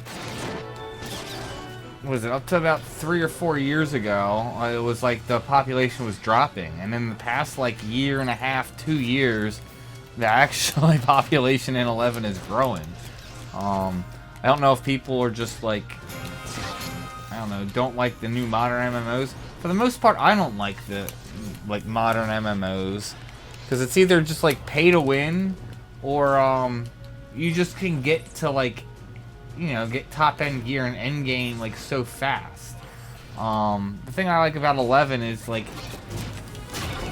I mean, you can now kind of get anything and everything, but back in the day, it was like impossible to get everything. Like you could get 1 job or 2 jobs topped out and have the best stuff, but you couldn't have like, it took just so long to even just level jobs. And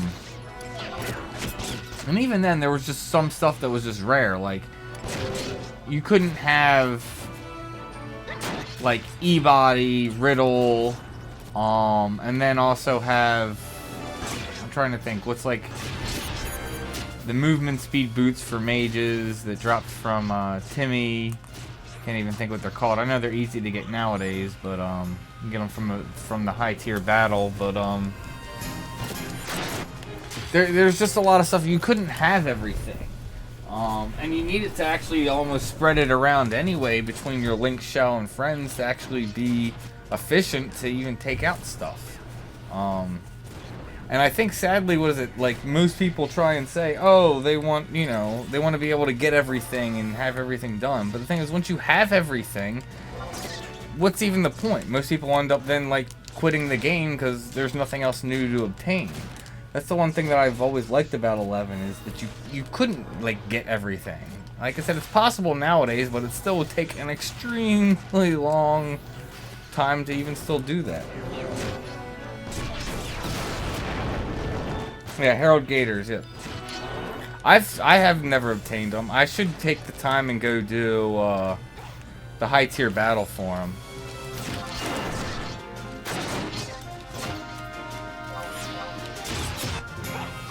My mages would thank me if I did.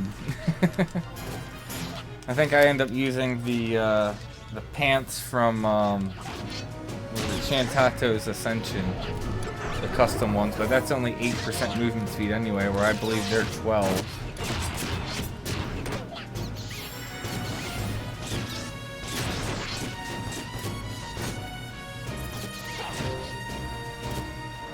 Yeah, the gear progression in this takes longer than, honestly, any other MMO that I know of. Like, the thing is, like, and that's what I got kind of, like, fed up about 14. Like, you could get top end, but you get top end and you're top end for, like, I don't know, 2 weeks. And then, you know, new gear comes out, and now you gotta do it all over again. And it was just literally a vicious cycle, rinse and repeat. Where in 11, it's like, once you actually get the top end gear, it's pretty much top end. Like, there would be expansions that come out and stuff, but it would never actually make the old gear irrelevant. Even if something came out and was better than, like, a certain piece, the old piece was still definitely usable, and even in some situations, still best. Depends what we're talking about. But, you know, whenever, like, new gear came out, it never really made stuff irrelevant. There's obviously exceptions. But for the most part, it's horizontal progression, which I like rather than this vertical progression where you're just constantly climbing, and as soon as you climb to a new tier, all your old stuff you might as well just throw away. And honestly, the icing on the cake for me for 14 was when I gave up was when in Heaven's War they released the new like ultimate weapons, and it basically you trashed your if you'd taken the time and gotten a Zeta, which was the top end weapon for in the last expansion, and once Heaven's Ward came out, you could get like, you know, blue weapons that were better just because they're so much higher item level. But there was no way to like get your Zeta, you know, any higher. It was only good for that old content. But then you could completely trash your Zeta to skip one step on the new ultimate weapons. And I was like, what? No. I'm like, that's ridiculous. And I was like, nope, I'm done.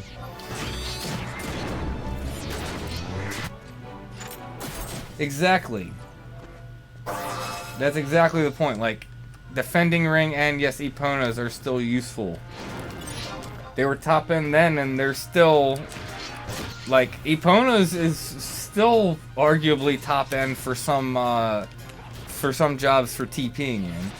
And while there's definitely, you know, depending on what job, like Paladin shouldn't really be like a top end Paladin's not going to be using defending ring as good as it is, just because you get so much damage taken elsewhere. You're going to hit cap. You're better off using, say, Moonbeam, where you're getting you know, HP out of it also.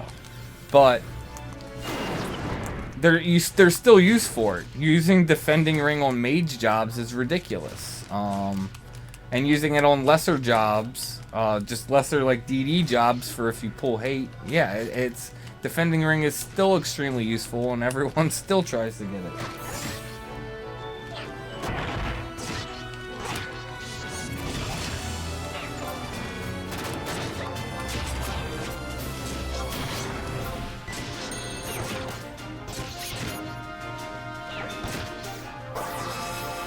I mean, heck, while you're not going to use it, and there's obviously better, but like Cassie's earring is still extremely useful, especially if you're, you know, leveling to 99. You could still get use out of it at 99 anyway. Granted, there's, you know, these earrings, which are basically the 119, well, not 119 because they're 99, but, you know, they're the,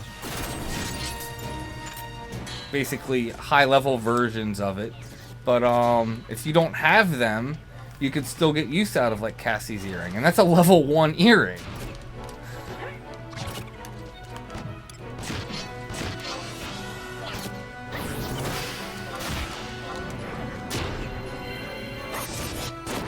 Hey, that was my first job, was White Mage. And it was actually really good. I liked playing White Mage. I typically, when I start playing any RPG, I typically like to play mages.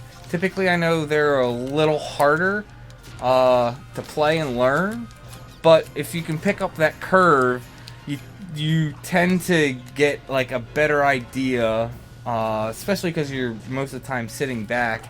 You can kind of see more what's going on and get more of an understanding of like all the jobs and how like the mechanics of the game plays more.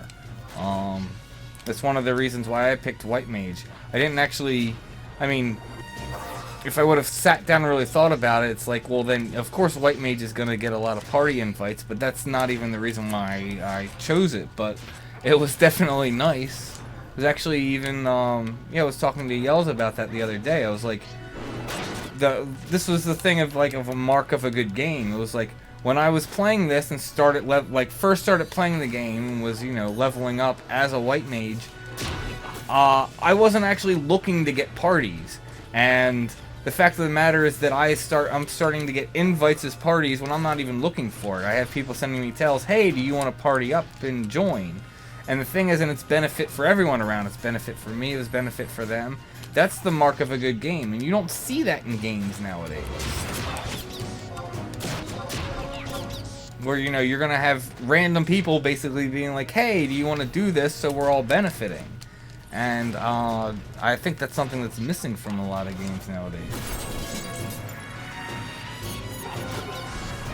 I did, what is it, White Mage, my job leveling was White Mage, Black Mage, Thief, Nin, Ranger, Red Mage, Scholar, War, Paladin, and then I don't remember after that. But no, it was definitely, I think it took me 7 months to get White Mage to 75. It was probably like another 6 months to get Black Mage. Then, like I said, then doing Thief and Nin, I don't know, it was definitely time consuming. But that was the whole thing. You couldn't just instantly have every job level. It definitely took a lot of time, energy, and effort to get there, which is actually, like I said, I thought it was a good thing. It was, you know, nowadays, what is it, most games, you can be at level cap in like a month. Even this game. This game, if you really wanted to, you could be at level cap in a weekend.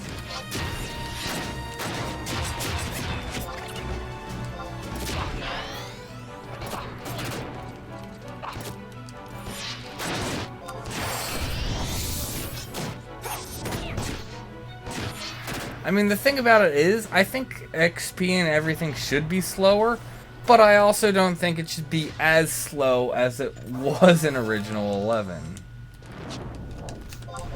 I think a little bit, if they would have sped it up like, I don't know, 30% to 50% faster, I think that would have been actually a really good pace, personally.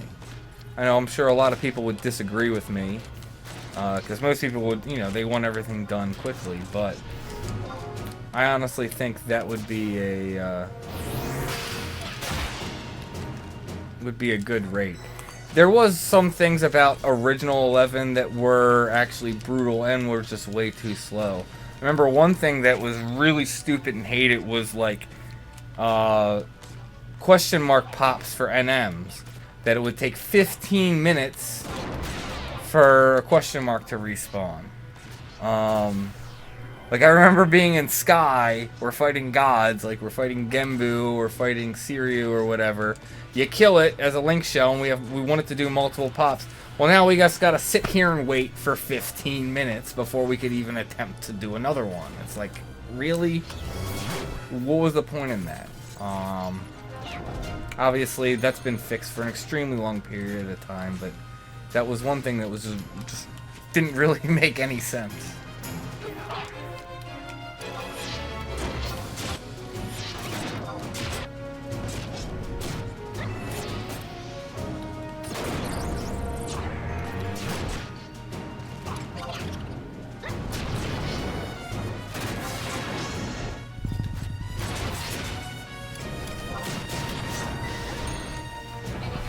tries.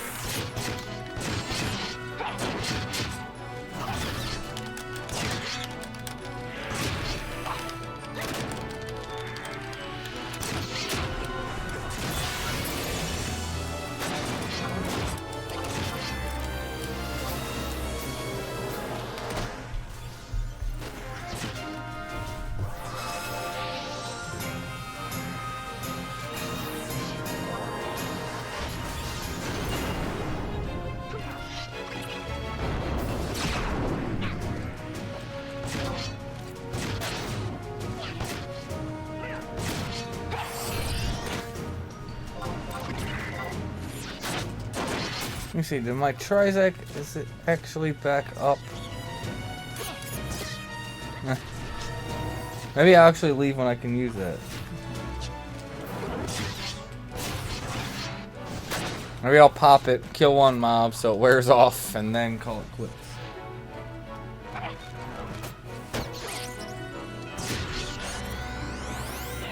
Yeah, G1 was actually brutal.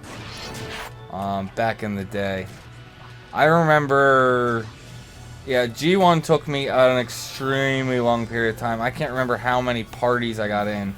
I remember doing alliance farms. Like, literally, it would be 18 people. We would go trek through Glacier to the one camp, because that's the place where there was most condensed of liches. And you'd have well more than half the alliance needing a paper.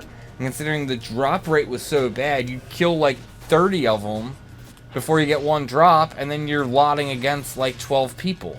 That definitely sucked, and I definitely had multiple parties like that. And it was a while. I was stuck at 50 for a while. I do remember that. That was one thing that was frustrating. Oh, OHAT, yeah, OHAT was another. I didn't have OHAT for a while. I don't think I had OHAT until I was like playing with my ninja, which was my 4th job. Although I do remember at one point we set it up. I think we 4-manned OHAT NM, but this was way later. This was you know, Whitegate was out at that point, so you could have some of that gear and stuff. But we did had 2 blue mages. We did, I think it was 2 blue mages, I was on ninja, and then I think we had a bard, is what we did. What was it? The bard double mamboed, and the blue mage's jobs was to help do some damage, but their goal was to stun the any Gauss spells it did. I remember we tried doing headbutt, that didn't work at first, which was causing problems, but then they switched it. I can't remember. It's like it's like temporal shift or something like that does stuns, but then that actually worked. So we had the 2 of them, which would stagger stuns, and they would only stun Gauss spells, because obviously as ninja, my shadows are just going to eat single target spells, and that actually worked. So I remember doing OHATs with alliances sometimes, and sometimes even wiping with alliances, because that thing was so tough back in the day.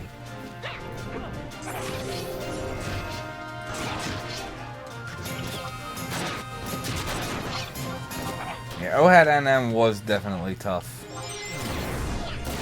Not to mention, and then farming it. Farming to get your eye cluster, where you had to go around to all the different zones and kill the eyes to get the eyes you needed.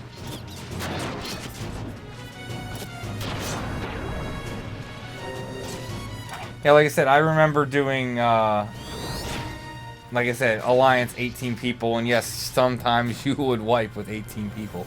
But the thing is, sometimes having more people isn't always better. Like, perfect example that I can think of that was, I can't remember what, the NM that drops Joy Toy.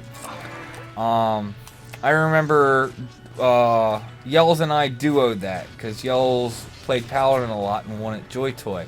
I came out on Thief, and they were on, Bard White Mage, and they, you know, basically double mamboed.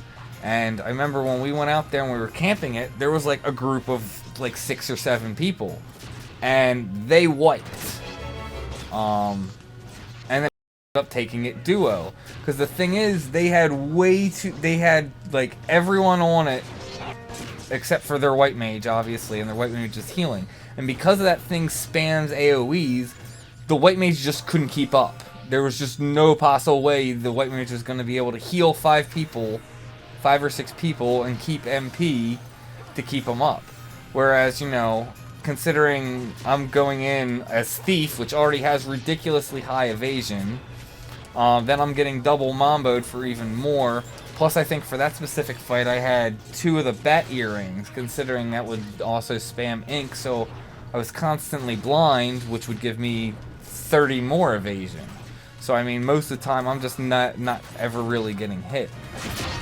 And we were able to take it that way. So, throwing more people at something isn't necessarily going to make it easier. It can sometimes actually make things harder. Yeah. However you pronounce that, Chartered Abyss.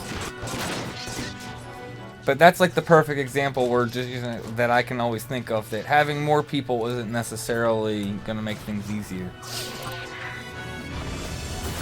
Again, it's the strategies and how you approach it.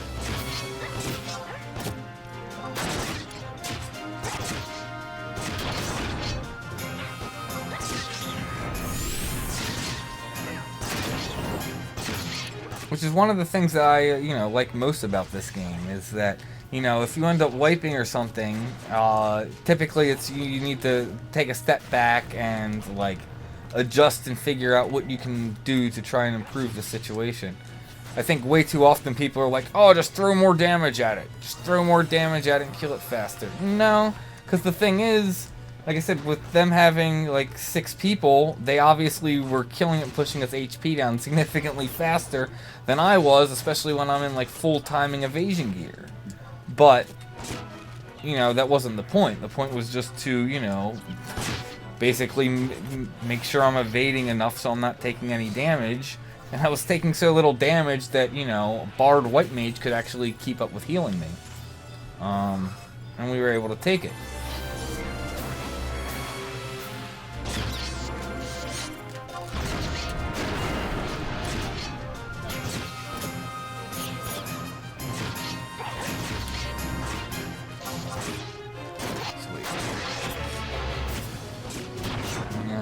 It's out of chat now.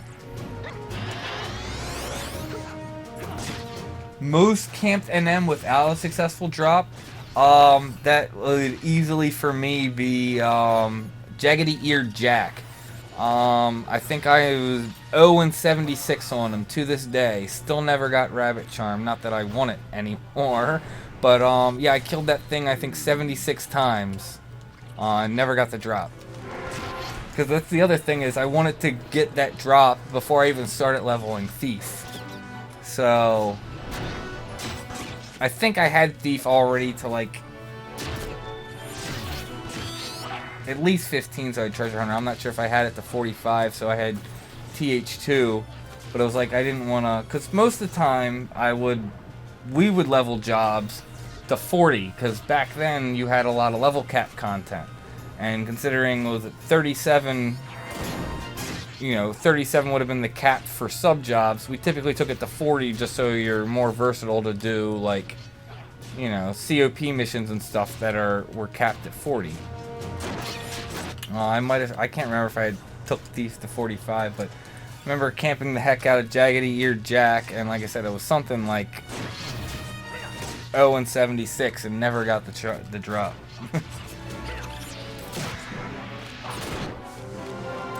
Yeah, luckily I never actually tried and went for D-Ring back in the day. But then again, that would be ridiculous considering D-Ring is a 5% drop rate. It's fixed. Because it's 95% drop rate for Pixie Earring, and then 5% drop rate for D-Ring, since they're the same drop slot. So TH wouldn't help you. And then what? King Behemoth pop twice a week? So yeah, getting D-ring was not an easy feat to do back in the day. Now that you can just spam pop it, it's just a matter of time.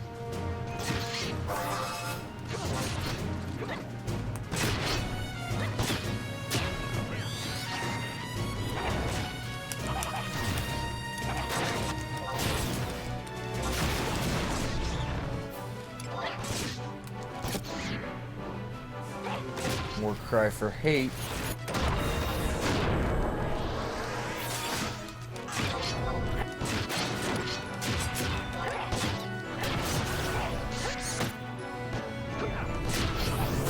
I don't think I killed King Behemoth that much with my Link Shell back in the day. I know we camped it a few times. We definitely got Fafnir and Nidhogg quite a few times. But the thing is, by the time I joined an H&M Link Shell, we weren't really doing like Land Kings all that much. We were doing more like, you know, Sky, Limbus, Sea stuff. Like that kind of stuff was more that we were doing rather than, you know, camping the 24-hour NMs. I do remember on Valifor, our Link Shell was like the only Link Shell to get Dark Ixion once that was found out how you take him for like the first 2 weeks it popped. I remember there were some other H&M Link Shells that were like, so we're like fighting it and they're like bitching us. They were like, why didn't you give everyone else a try? And of course, you know, our reply was, why didn't you give other people a try for then Fafnir and stuff? Because you guys spam camp them. It's like, I think, what is it, our one leader was like, dude, just like back off. It's like, give us like a couple more weeks and we're not even going to care about this NM anymore and you can have all the fun you want with it. I just find it funny that they're complaining about it because then they'd turn around and they would, you know, try and keep claim on it. But I remember, yeah, we had Dark Ixion like on lockdown for a while when he was first came out.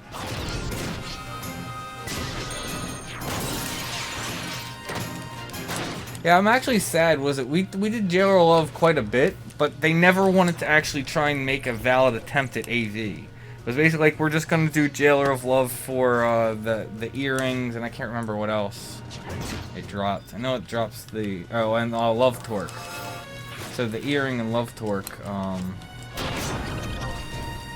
Like we fought it for that, but it was, they never wanted to actually even attempt AV. They're just like, oh, it's not worth our time. It's like, you're popping it anyway, might as well give it a, you know, give it a try. And I'm not saying we would have actually killed it, but I think it would have been fun to attempt.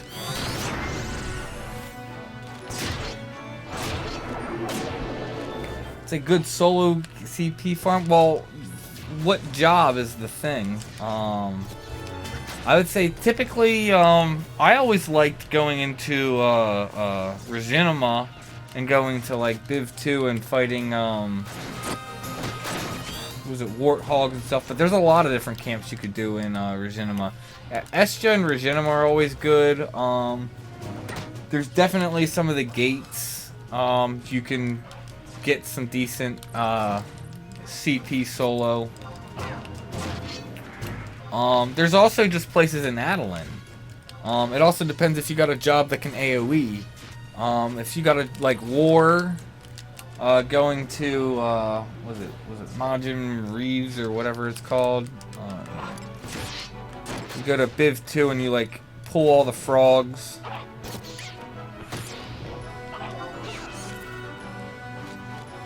Yeah, Marjami Ravine. I guess that's how you pronounce it. I don't know.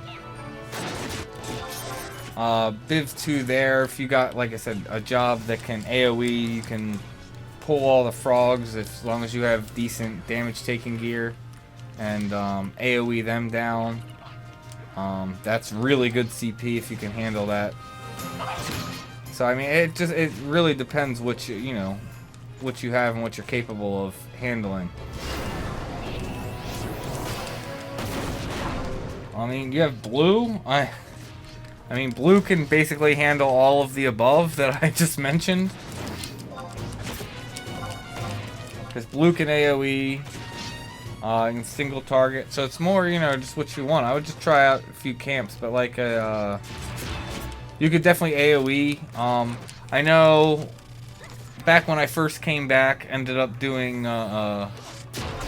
small party. Also depends what server you're on, but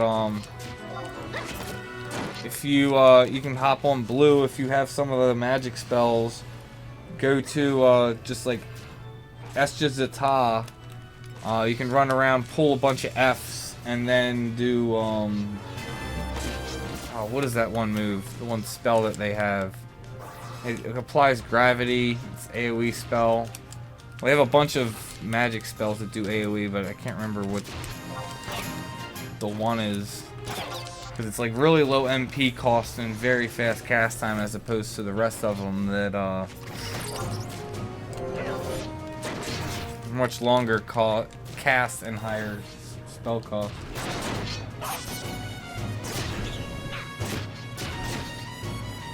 It's a good place where the mobs don't aggro or link.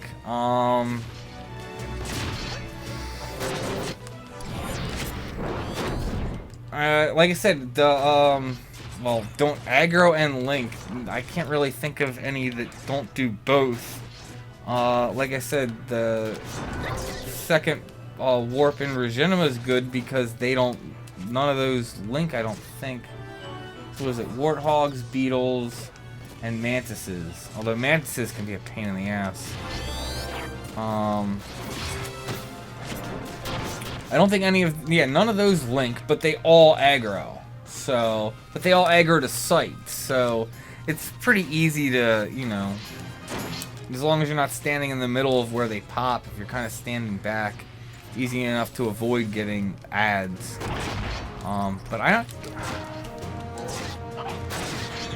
A good CP party or camp that doesn't aggro or link. I can't think of any off the top of my head. I'm not sure if there is. Yeah, there you go. Yeah, Omen. But even some of the mobs in Omen, actually, do none of them link? The thing is, everything in Omen aggroes, though, is the thing. So, Omen is actually really good CP if you can handle it. That's if you can handle it. You gotta be pretty close to top end to even try handle soloing Omen. But it's definitely possible.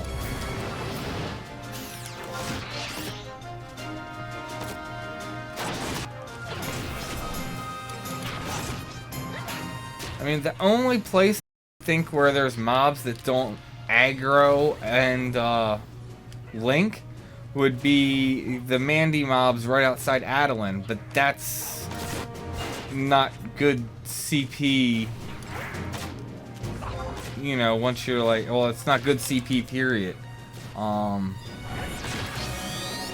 Like, it's good XP, but even then, the XP's kind of meh once you're 99.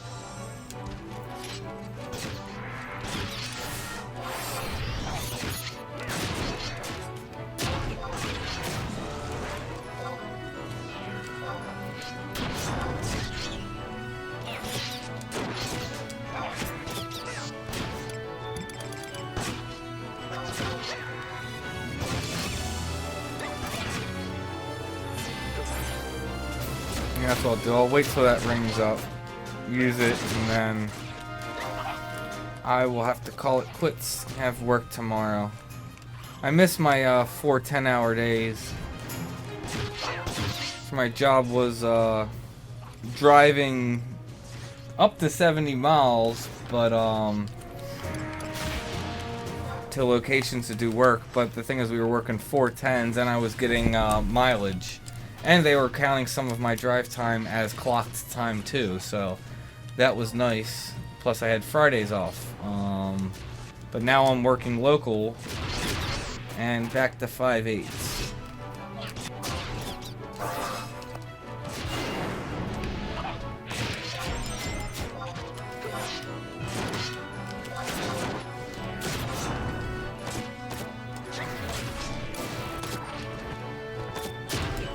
How do we do, considering she has very little gifts? Oh dang, 218 points? Whew! Nice, that means we'll pass the 500 threshold. It's definitely a really good one to get past. 500 and 1200 are typically the big landmarks for It's like 50, then 100, then 500, then 1200. Then I think that's pretty much it until you're master.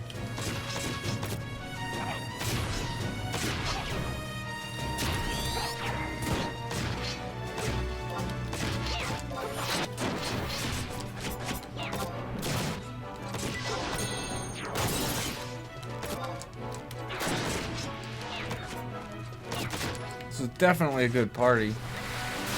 Better than I was expecting. Ah, you son of a...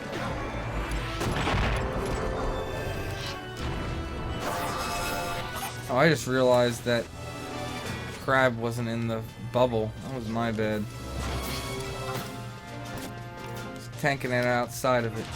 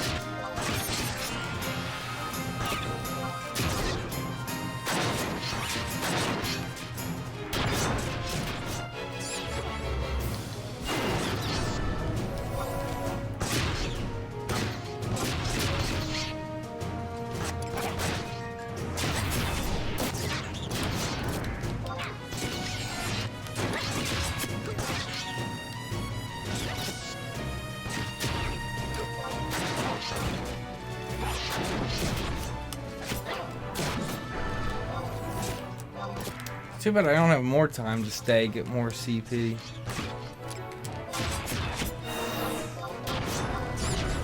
I just wish they would have actually announced this, you know, this CP campaign they have. They just having to throw it in at the end of the month. It's like, hey, here's a CP campaign for you guys unannounced. I mean, don't get me wrong, it's definitely nice, but I had enough stuff trying to get done with all the other campaigns going.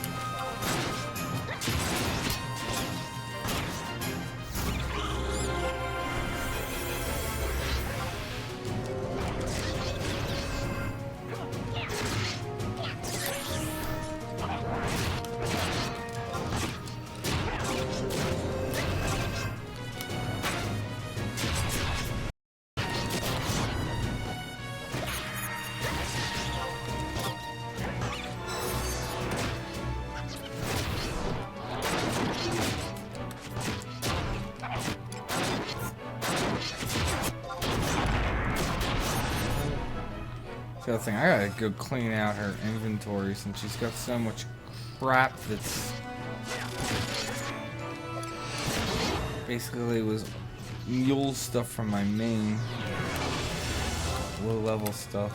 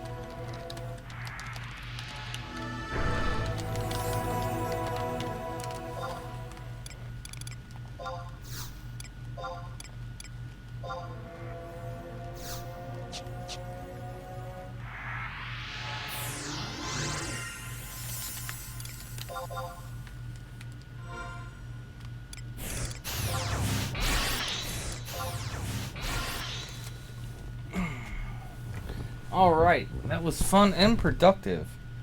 Let's go put in my points real quick.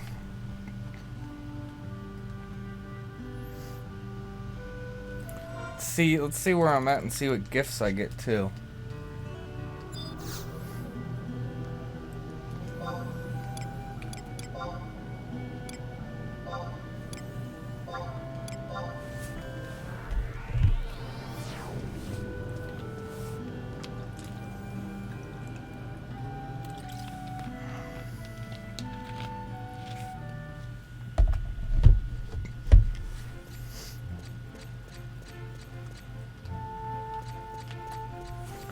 That's also the other thing. I'm sure, yeah, she had to have been capped on merits. I wonder if I'm going to be able to get the rest of the stuff for high tier battles. Because that's the thing, I just finished capping out everything I can get for merits on her not that long ago. Then I got Paladin, then I had obviously more merits to put in. Just last night I capped everything in terms of merits. Okay, so we'll do this. I finally can get to Berserk.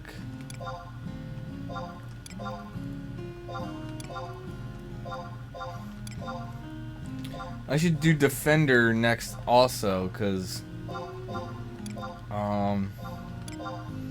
that's another thing that I want to get CP for and actually get, like, you know, some kind of footage for is doing legitimate AoE farming for CP, and I will actually pull on War. I've done that on my main, and that's a lot of fun.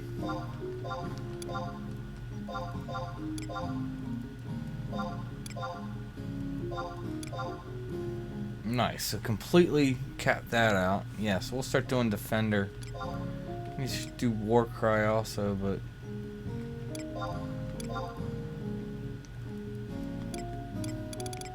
so let's see what I got. She was like at exactly 400. So I got 21 bonus there. More double attack. Crit damage is nice.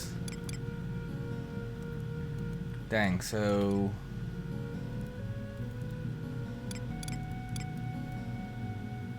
44. What's that? Yeah, so 44 CP bonus. Nice. 3% more weapon skill damage, plus 2% critical hit rate, plus 2% more double attack. Yeah, definitely some good gifts. It's definitely nice.